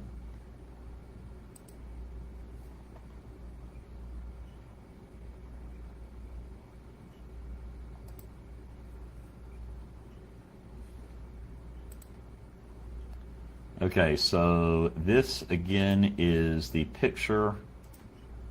Save image. Okay, I'm just going to drag it over from. Yeah. This is, and I will make it make a little more sense. And there you go. So this again is from Thomas Pigman in Resaca and Whitfield County, and he took that picture, and looks kind of tornadic to be. I mean, it matches up with kind of what we were seeing on the radar. I can pull up what we saw on the radar, and let's do a little double screen here. Let me move that off the screen for a second. And then what we can do, did you hear that baby crying out there, Clay? I know. Obnoxious. I'm kidding, it was Clay's baby. My mom said I heard Dawson crying. It's cute little Dawson. You don't like people. So what we're going to do is pull up the radar from that time and show you what we're talking about here. What was that about? I can put 3 hours in. I would catch it, right? Okay, so watch Dalton, Resaca, and all of that. Okay, so, yeah. So that's the storm. Now, again, this is 8:30 Eastern, almost 2 hours ago. So never got a warning, tornado or severe thunderstorm. Had hail to the north, little rotation there on the radar. And so we saw that lifting northward. And there's Resaca. I'll actually go back in time because that's when we picked it up, was pretty much right about there. And so now there is the image from 822. And now once again, we'll pull in the picture. And let's see if I'll make it smaller. I'm getting a video from that, but I don't. What's Oh, that? wow. Actually, watch this.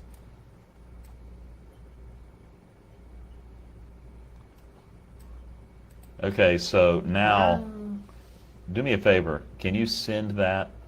Oh, that's in. Yeah, Clay's looking at a video of this basically same exact image sent in by Shelby Gentry. Yeah. So, with all of that information, yeah, I would say we most likely had a tornado there. Yeah, it looks like it. I would say, I mean, it's hard to tell over this tree line, but And I'll tell you what, at least a funnel cloud. I would say at least a funnel cloud, and the. But when I see this radar imagery and this image at the same time, I mean, you know, if it quacks like a duck, right? So, all right. So let's go to current time, so we're not. here's some more reports from that same system. It looks like, oh, that's Grundy County. Never mind. Sorry.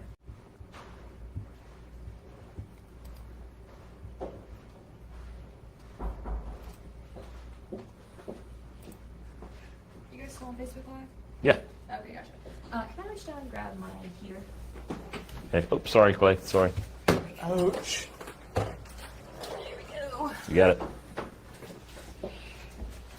All right, all right, all right.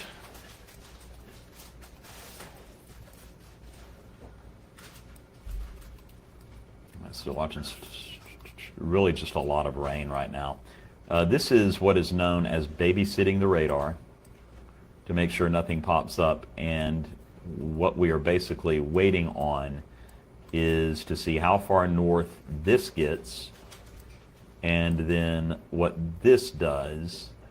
And this, not overly where I think you're looking at wind and rain. Let me see if we have any little shear swaths in there. Yeah, a little bit of shear right here, meaning some pretty heavy wind. No rotation with it, but some really gusty winds moving into Tullahoma. And then the other question is, how far north will all of this move? And if we do our future scan over the next 12 hours, it shows it.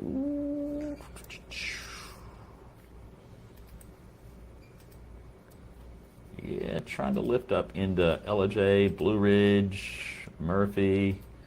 It is showing the future scan out. And by the way, the future scan updates with every radar sweep. So this will be slightly different in 5 minutes after we get another sweep. But Clay, it does look like a lot of the heavy stuff is getting pushed off to the east, where some earlier images had a lot of this, I think if I remember right, moving right over Chattanooga. Yeah, it looks like. I believe. And the stuff from the west looks like it's a lot of that energy is going to move off to the northeast as well. So if it follows the same pattern that this stuff does, then it'll stay to the north of us, and we won't get much of that. I mean, I was just looking at the radar imagery and kind of compared to some of the parameters we had earlier and the high risk. I would say so far, I don't say so far so good, but it could have been. Could have been worse. Could have been worse. Well, now I'm going to say could have been worse. That's another thing we can ask people. Did you see any damage? What kind of damage did you have? And we have reports of trees down across a lot of the area. And the ones that you see here, these are called local storm reports, LSRs. And they're ones that have been officially reported to the National Weather Service. About 5 minutes ago, that's pretty. Clay's looking at it. Oh. Grundy County? Yes. It says Grundy County resident says a tornado touched down right next to his house. He wasn't there, but his family was. It ripped his barn roof roof off, damaged parts of his house, and now they have leaks down power lines and trees. And we don't have a time. Do we have a time for that? I'd love to go look at the radar for that. No. I think at one point they had warnings in Grundy County. Oh, yeah. I think early on when we first started, there was a warning there. I'm going to go back and see if I can find that. Looks like there's a tree heading up Signal Mountain, or heading into Signal Mountain. So you have damage. Yeah, every place you see. Okay, so these white dots are wind damage reports. These are hail damage reports. This is a flooding report, Red Bank. Cars stalled driving through floodwater on Dodson Avenue. Multiple other reports of cars stranded.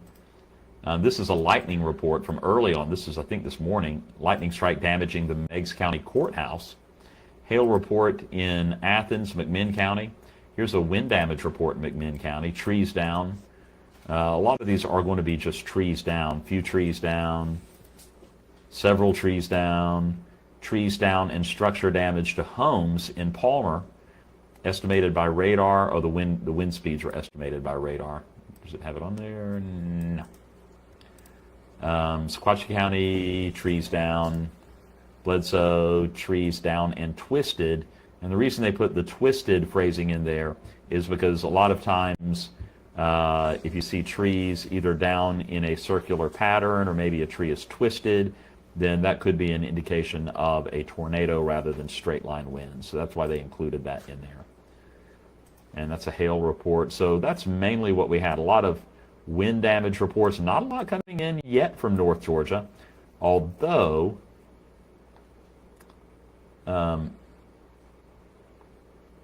and Clay, do you have the bandwidth to send the picture of the Resaca tornado to them?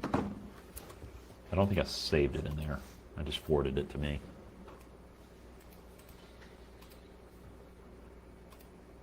And I forgot what time it was. There's like 4 people who sent something. videos or Yeah. pictures of it. So. Oh, real? Okay, okay.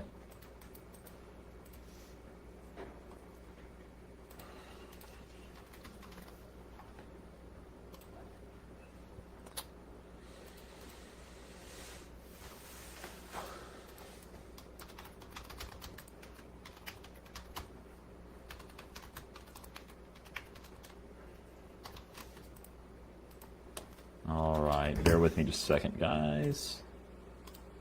Not a ton of power outages. I pulled it up a minute ago. Surprisingly small amount, actually. Yeah, the gradient winds haven't been that bad, or the Yeah. non-thunderstorm winds. I mean, gusts to 40, but that's. Okay, so here we are again. This is mainly rain.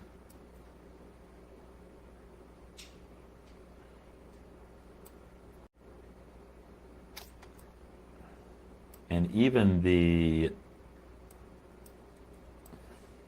this looks like it's just staying way to the south. These, Clay? Yeah, honestly, things are trending in the right direction, if you ask me.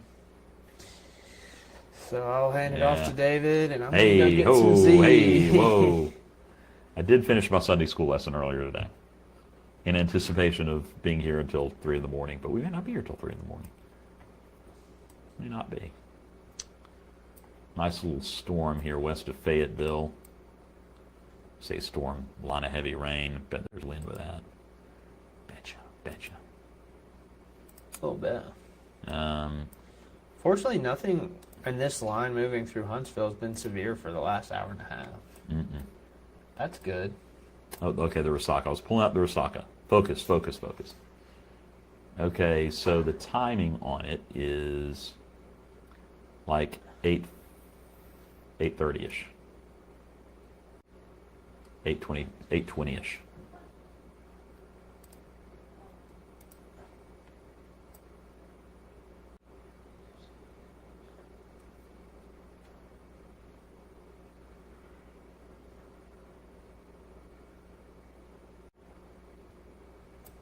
Okay.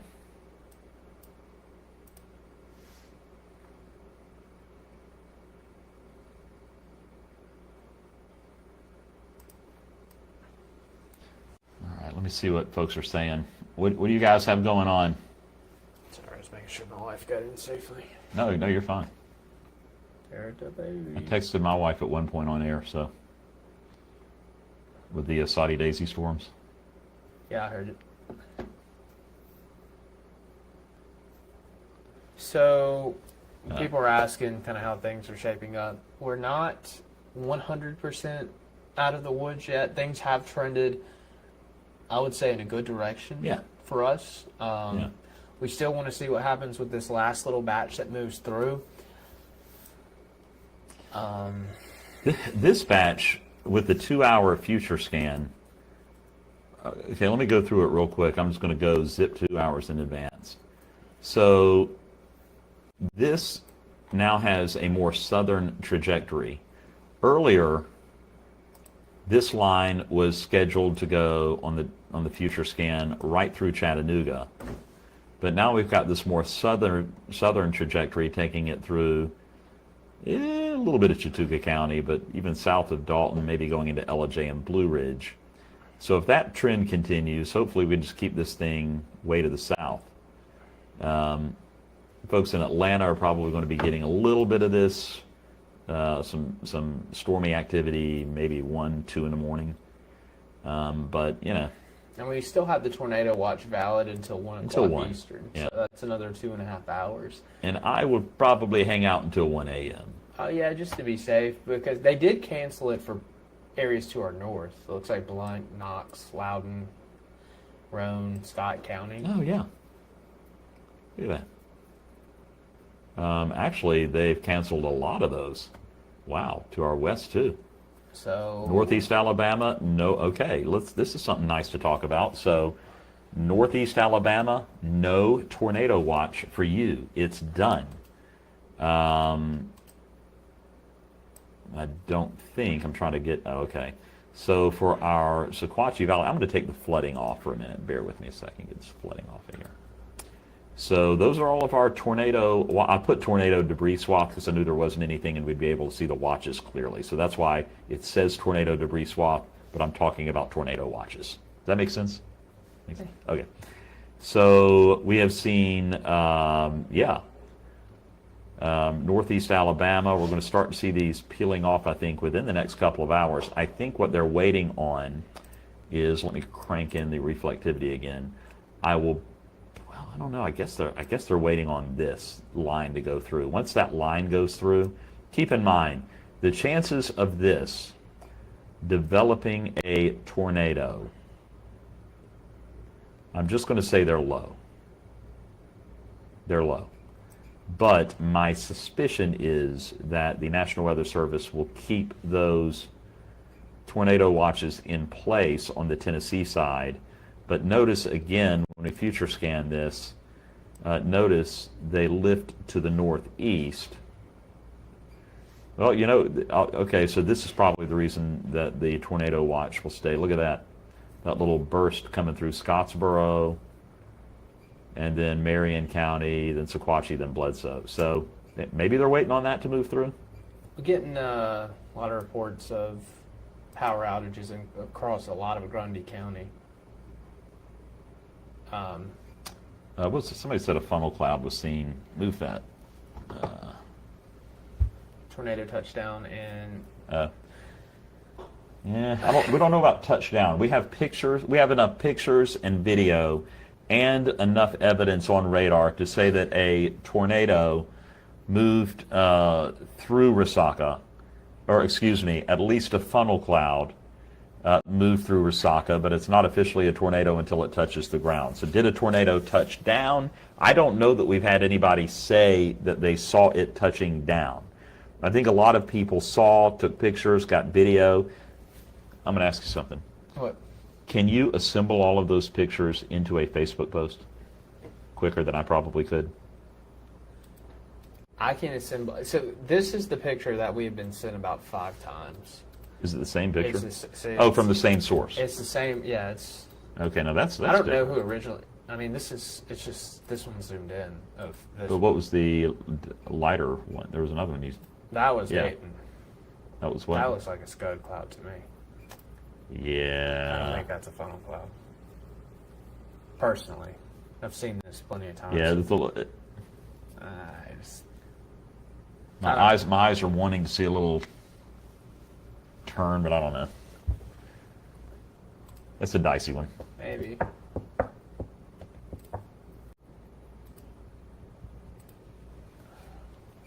Okay. Still raining in Saudi Daisy. Yes, it is. Yes, it is. Yes, it is. Someone said, "Why can't I ever get weather for Dalton?" Weather for what? Yeah, we've been covering. We've been talking about Dalton a lot.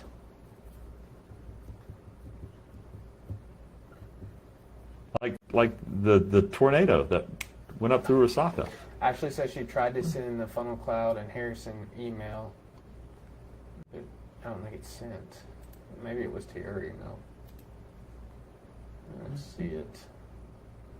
What's that weather impact briefing up there?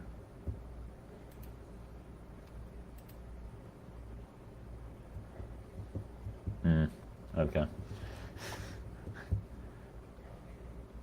Let's hold on with that.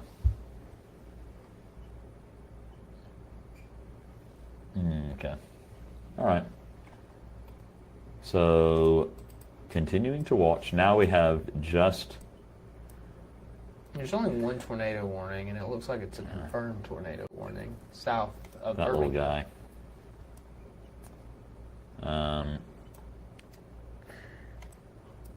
Yeah, that is... And that's moving off to the northeast. Near Sylacauga. A lot of people are asking if they can go to bed. I'll let you answer that, dude. Well, here is how I would answer that. You can go to bed, and you can probably, I'm going to say 98% be absolutely hunky-dory okay. But there is a tornado watch until 1 a.m.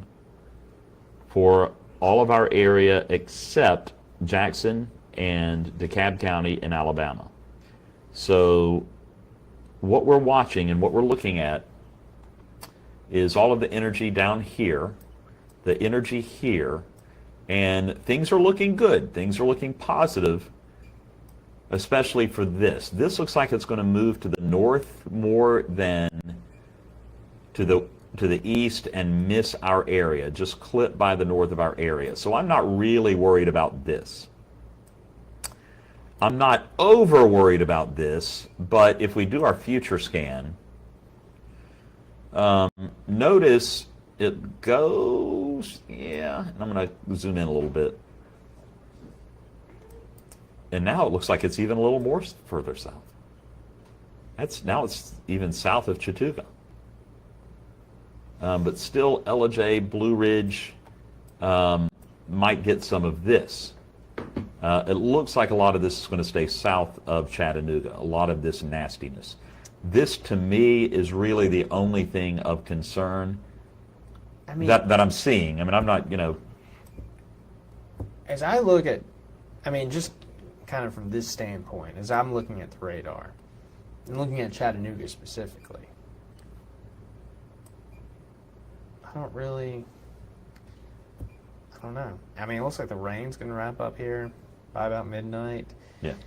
There's a couple, I don't know. I don't really.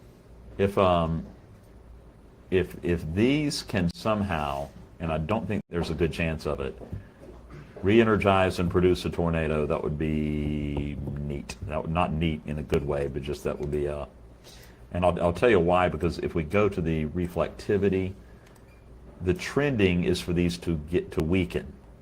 And,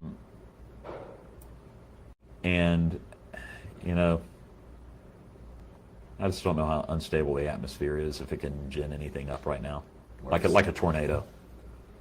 This rain definitely has helped us. There's nothing active, no active severe warnings. We do have the flash flood warning still in effect for much of southeast Tennessee. There's still some lightning out there. Probably going to hear some thunder. Heavy rain. It's just been raining all day, it feels like. I know we got the big break in the afternoon, but this morning and this evening. Yeah.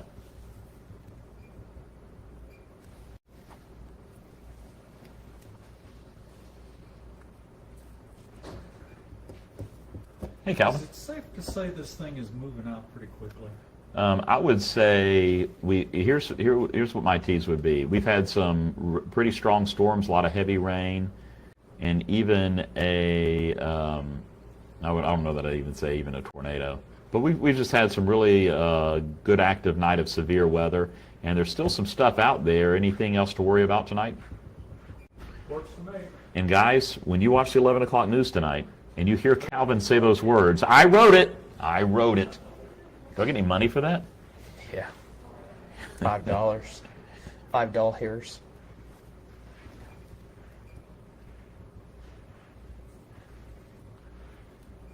There it is, Chaquisha. So basically, y'all had us worried for nothing. There it is. Hey, we're only right 50% of the time. What can you expect? We are the 98%. We are the 98%. I love y'all's comments. Y'all are amazing. We're awesome. Let me see what the, where's the weather? Oh.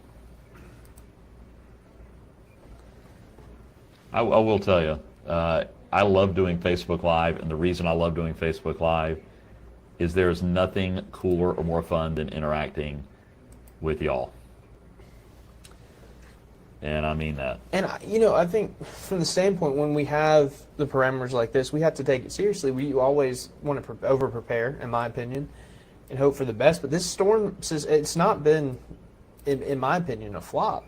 I mean, we've had tornadoes all day. 32 people across the South and Midwest lost their life. That's way too many, in my opinion. And we had 3 likely tornadoes in the Tennessee Valley. So I mean, that's a lot. And It's been a very powerful storm. For current, we got a Blue Ridge report saying it's really windy and really rainy in Blue Ridge. So we're going to see a lot of things like that. Hang on 1 second. Bless you. Excuse me. Goodness.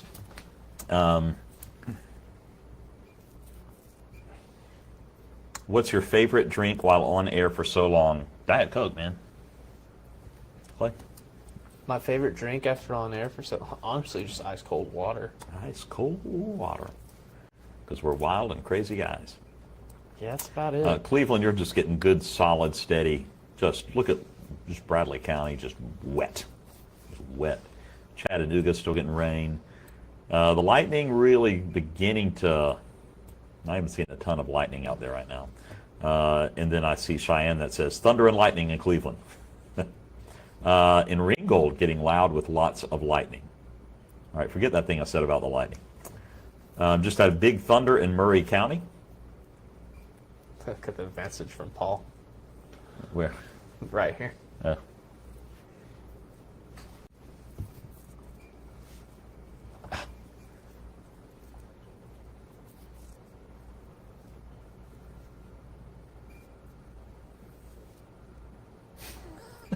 Okay. It works all the time, 60% of the time. Okay.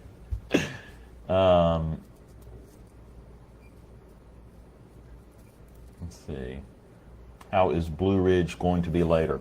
So, with areas like Blue Ridge and Ellijay, hang on, I'm going to address that in a second. Ashley says, I live in Athens and I'm in Sweetwater at the hospital, so can I be safe?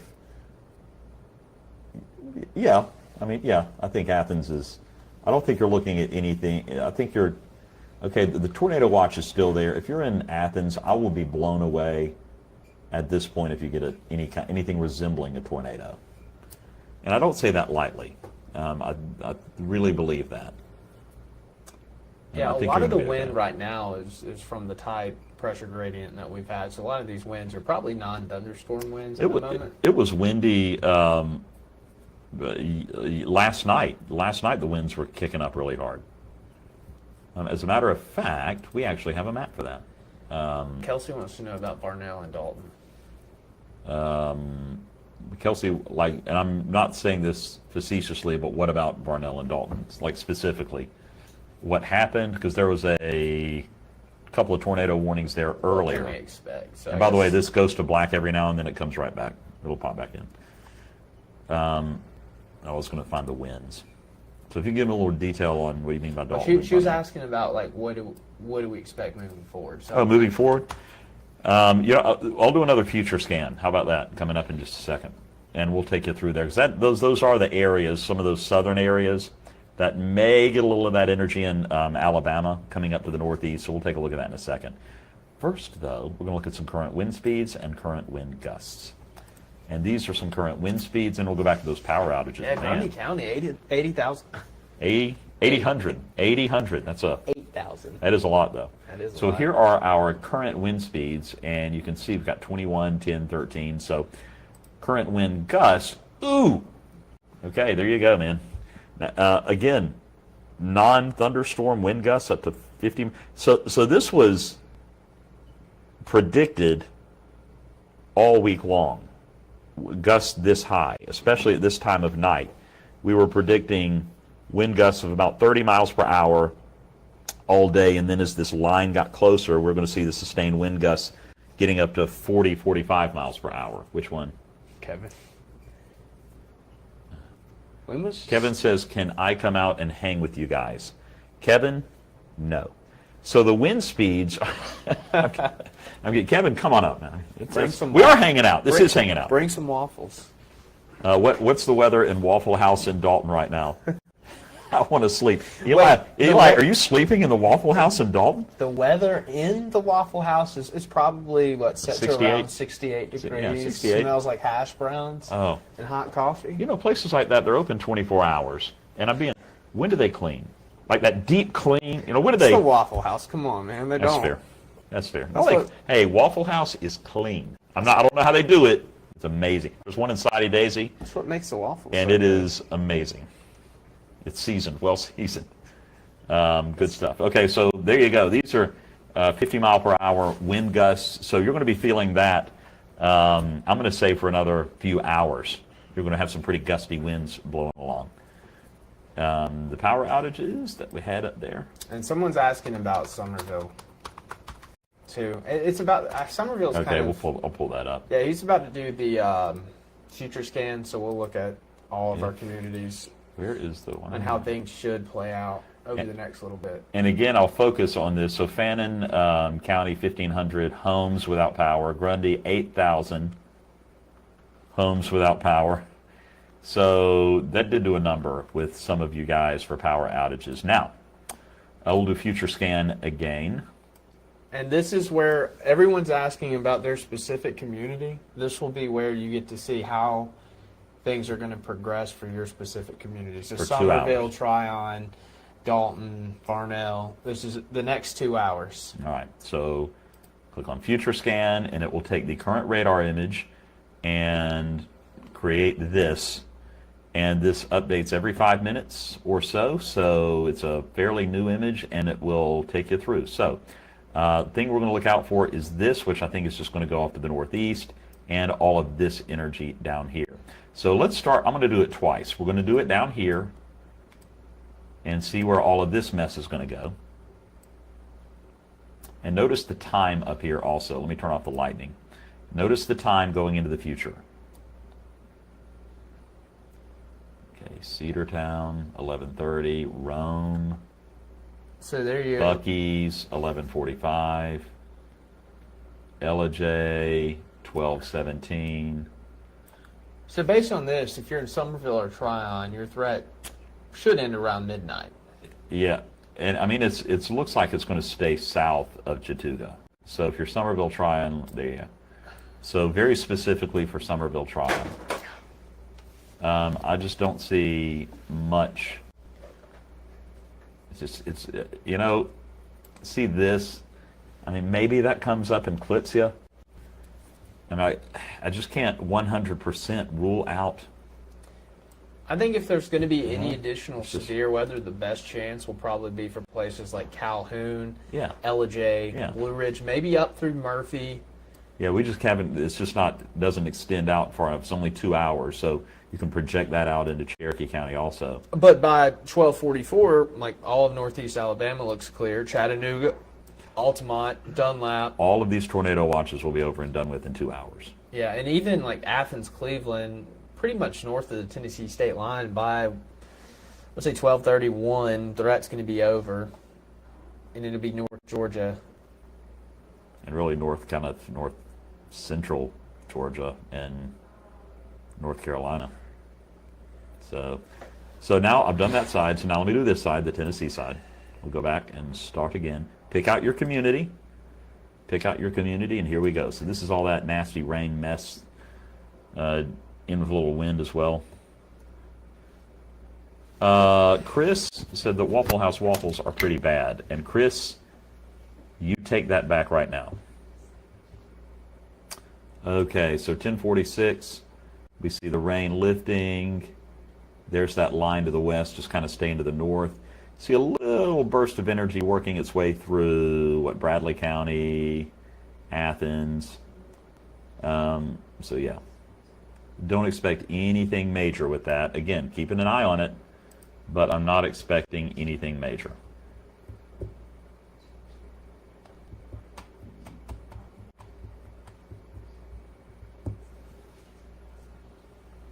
All right.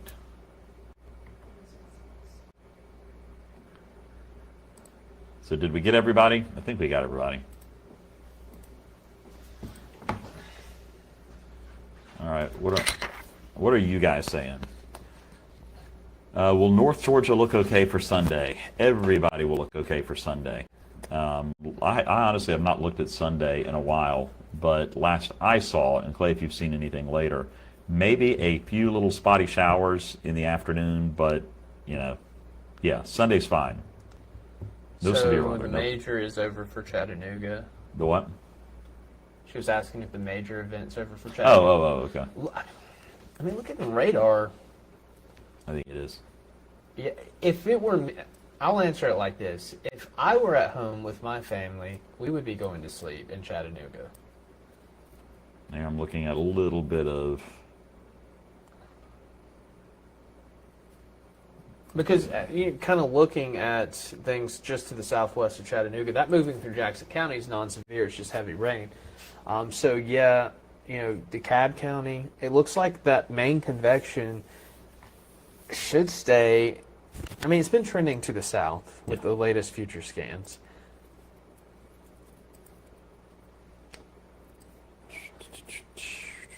I think that's the national weather. No, it's barren. And I will say, this heavy rain that kind of set up ahead of this, especially in North Alabama, really helped us more than anything. Oh, yeah. I mean, that's because it didn't That's what you allow want. didn't allow those storms to really get strong in North Alabama and then move across our area. It kind of stabilized the atmosphere. That's what we were hoping for, and more or less, that's one of the big things I think that helped us here. And just a little bit of rotation with this little storm here, but not a big That's what near you did. I-22. Got a severe thunderstorm warning. Goodness, excuse me. I'm so sorry. I meant to cover the microphone and I missed the microphone. I'm so sorry you guys heard a full-on cough, and I apologize. Yeah, so again, there's enough energy to pop off a severe thunderstorm warning still. That's in effect for about 30 minutes, 25 minutes. So that's going to be the stuff that's moving up toward Ellijay and Blue Ridge over the next couple of hours. So all bears watching. There's still some pretty good storms moving through Chattooga right now. Menlo, Lyerly, Somerville, a lot of lightning, some pretty thick reds. So you're probably getting a good dumping of heavy rain. Jacqueline is in Ocoee. I'm between Bradley County, Georgia, and North Carolina. Oh, I know Ocoee. Camp Ocoee, they have the banana boat there where the boat driver tries to knock you off. It's good stuff. Thundering in South Cleveland. Michaela, I'm just joining. Can we go to bed early in Middle Valley? Michaela, we've been on for 4 hours and you're just now joining? Hurt. A little bit. Where was she from? She's already zipped off. So I think for places in Middle like Valley. Yeah, you can go to bed in Middle Valley. Pikeville, Spring City, Soddy Daisy, Chattanooga, Tracy City, surrounding areas, the big threat for the rest of the night, or at least for the next several hours, is going to be the flooding. Because we've gotten a lot of rain. Some of those low-lying areas, we've already had reports of a few stranded vehicles here in Chattanooga, flooded roadways up through 27 into Ray County. So that's going to be a big thing. I'd say Bradley County too, McMinn County. I think for the most part, north of the Tennessee state line, I don't really think we're going to see too much more severe opportunity. How do you feel about that, Dave? I honestly was focusing on the rain and did not hear the last part. What did you say? I'm so sorry. I was saying I don't think we're going to have too much in the way of severe potential moving forward. I don't think so. I think it's less than 50%, definitely. I don't think I'm comfortable enough saying zero, especially with that severe thunderstorm warning popping up to our south. But I think most areas, yeah, I think you're fine. If you're in, and this may be what you were saying a second ago when I was pulling this up, but Chattanooga, I'd say Hamilton County, Cumberland Plateau, you're probably okay. I mean, I would, and I heard you say if it was you and your family, you'd be fine going to bed. I think I'd be fine going to bed. Well, it looks like, so pull up the tornado watch because it looks like it's been expired for a few more counties. Don't say that to me. Don't you toy with me. Oh, Eric's back in. Hang on. Keep Eric here. Keep Eric here. I want to say that the watch is. I'll do a TDF. No, it's still there. Are you sure? Grundy, it's gone. Hold on. Sometimes that takes a minute to update. Question. Boy. Yes, sir. The tornado watch, when is that up? It expires at 1 a.m. 1 a.m.? Because I saw something that indicated 5 a.m. No. 1 a.m. It's not letting me click on it. But it shouldn't have been extended. Okay. All right. No. I will relay that message. And for those of you that missed Eric, let's bring up the Eric. Come here, buddy. I'm gonna go get. There goes Clay. We're going to replace Clay with Eric. Come here, buddy. Him's a dog. Oh, my dog. Look at that dog. This is Eric Danger Carnes, and this is my daughter. Eric. What? Prince Eric. Danger Carnes. And Eric, come here. It's okay. Come on. Come here. It's okay. Come on. Looks like I'm camera shy. He is camera shy. No, he is. Well, come here, buddy. Okay. Hannah's here. Eric ain't coming to me.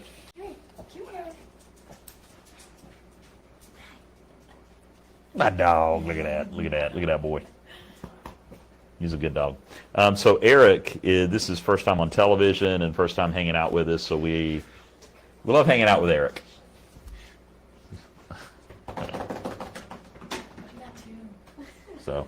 So that's what we're doing tonight. But yeah, this is in effect until 1 a.m. And it looks like we're a little frozen there.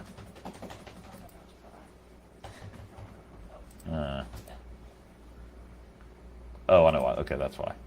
So now let's do this. Yeah, tornado watch until 1 a.m. still. Grundy County, it's expired. It wouldn't surprise me if they let a few of these additional ones drop off also. I don't know that that's going to happen, and the reason is because of what we have out there. This is all most likely going to be going to the northeast. By the way, Hannah Sky has prepped her show, and she is going to be live in 6 minutes. So make sure you turn it on. So with your right eye, you stay with me on Facebook. With your left eye, you watch Hannah on Channel 3. And between that, both of your eyes will have the best weather coverage. You'll get the best. So all of this is going to go to the northeast. I don't think that's going to be too much cause for concern. And I'm going to do the future scan again just to show you that. What was Calvin asking? Was that something to do with the forecast? How late the tornado watch is in effect. And then down here, we have this one severe thunderstorm warning, which I think has been altered a little bit. Yeah, they've tightened it up a little bit.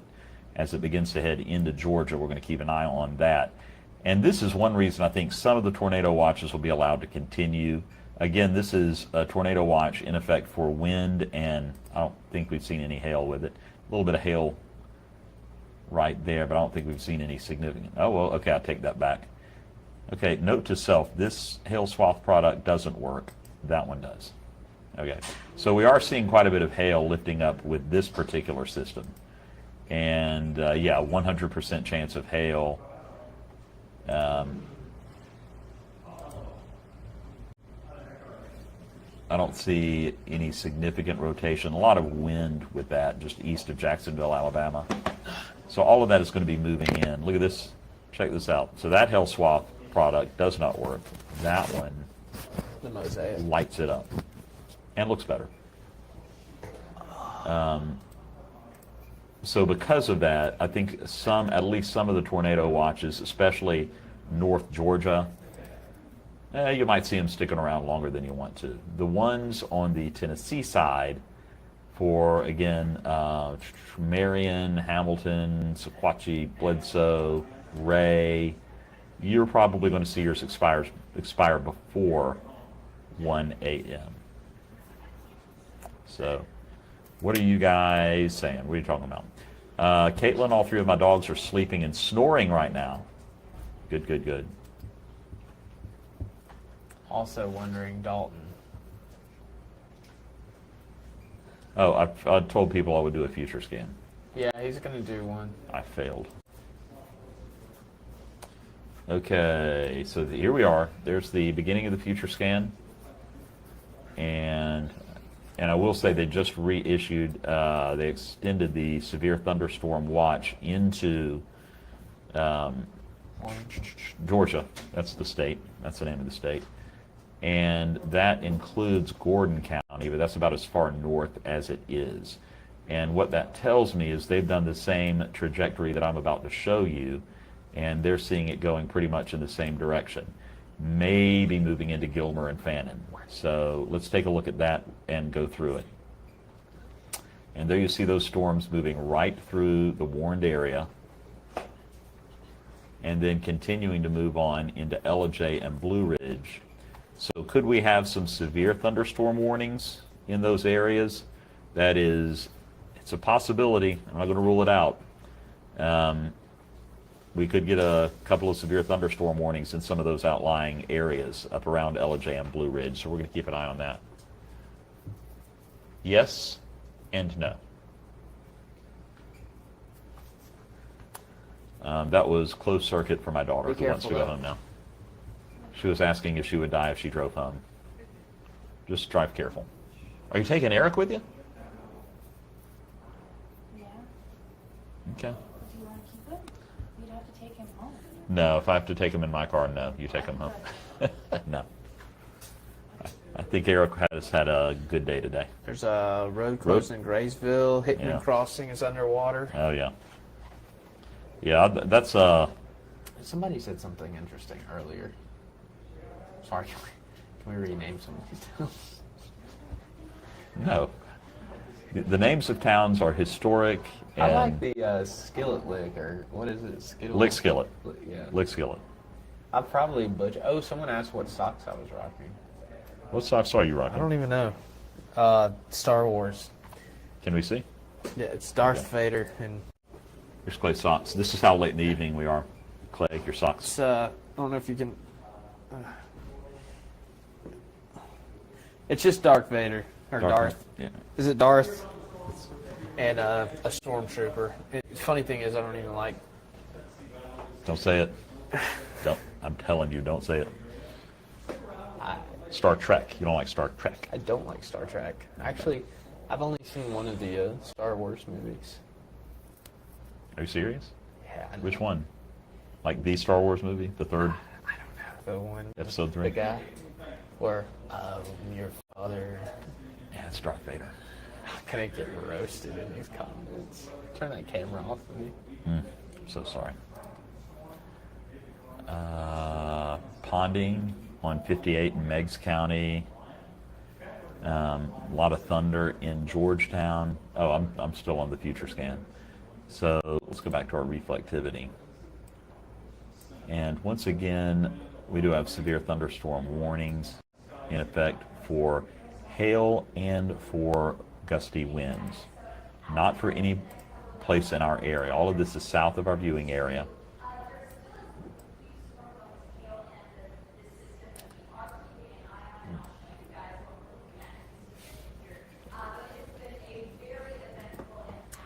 All right, Clay. And Hannah's on live if y'all want to watch on Local 3. She's got the latest. And Polina, no, I'm not, and you will never see my socks. All right, so what I am going to do, I'm going to turn it over to you for a second. Okay. And I'm going to run and get my Diet Coke.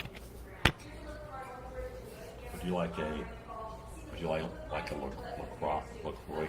No. LaCroix. Water with a hint of flavor. So let's kind of take a look at things.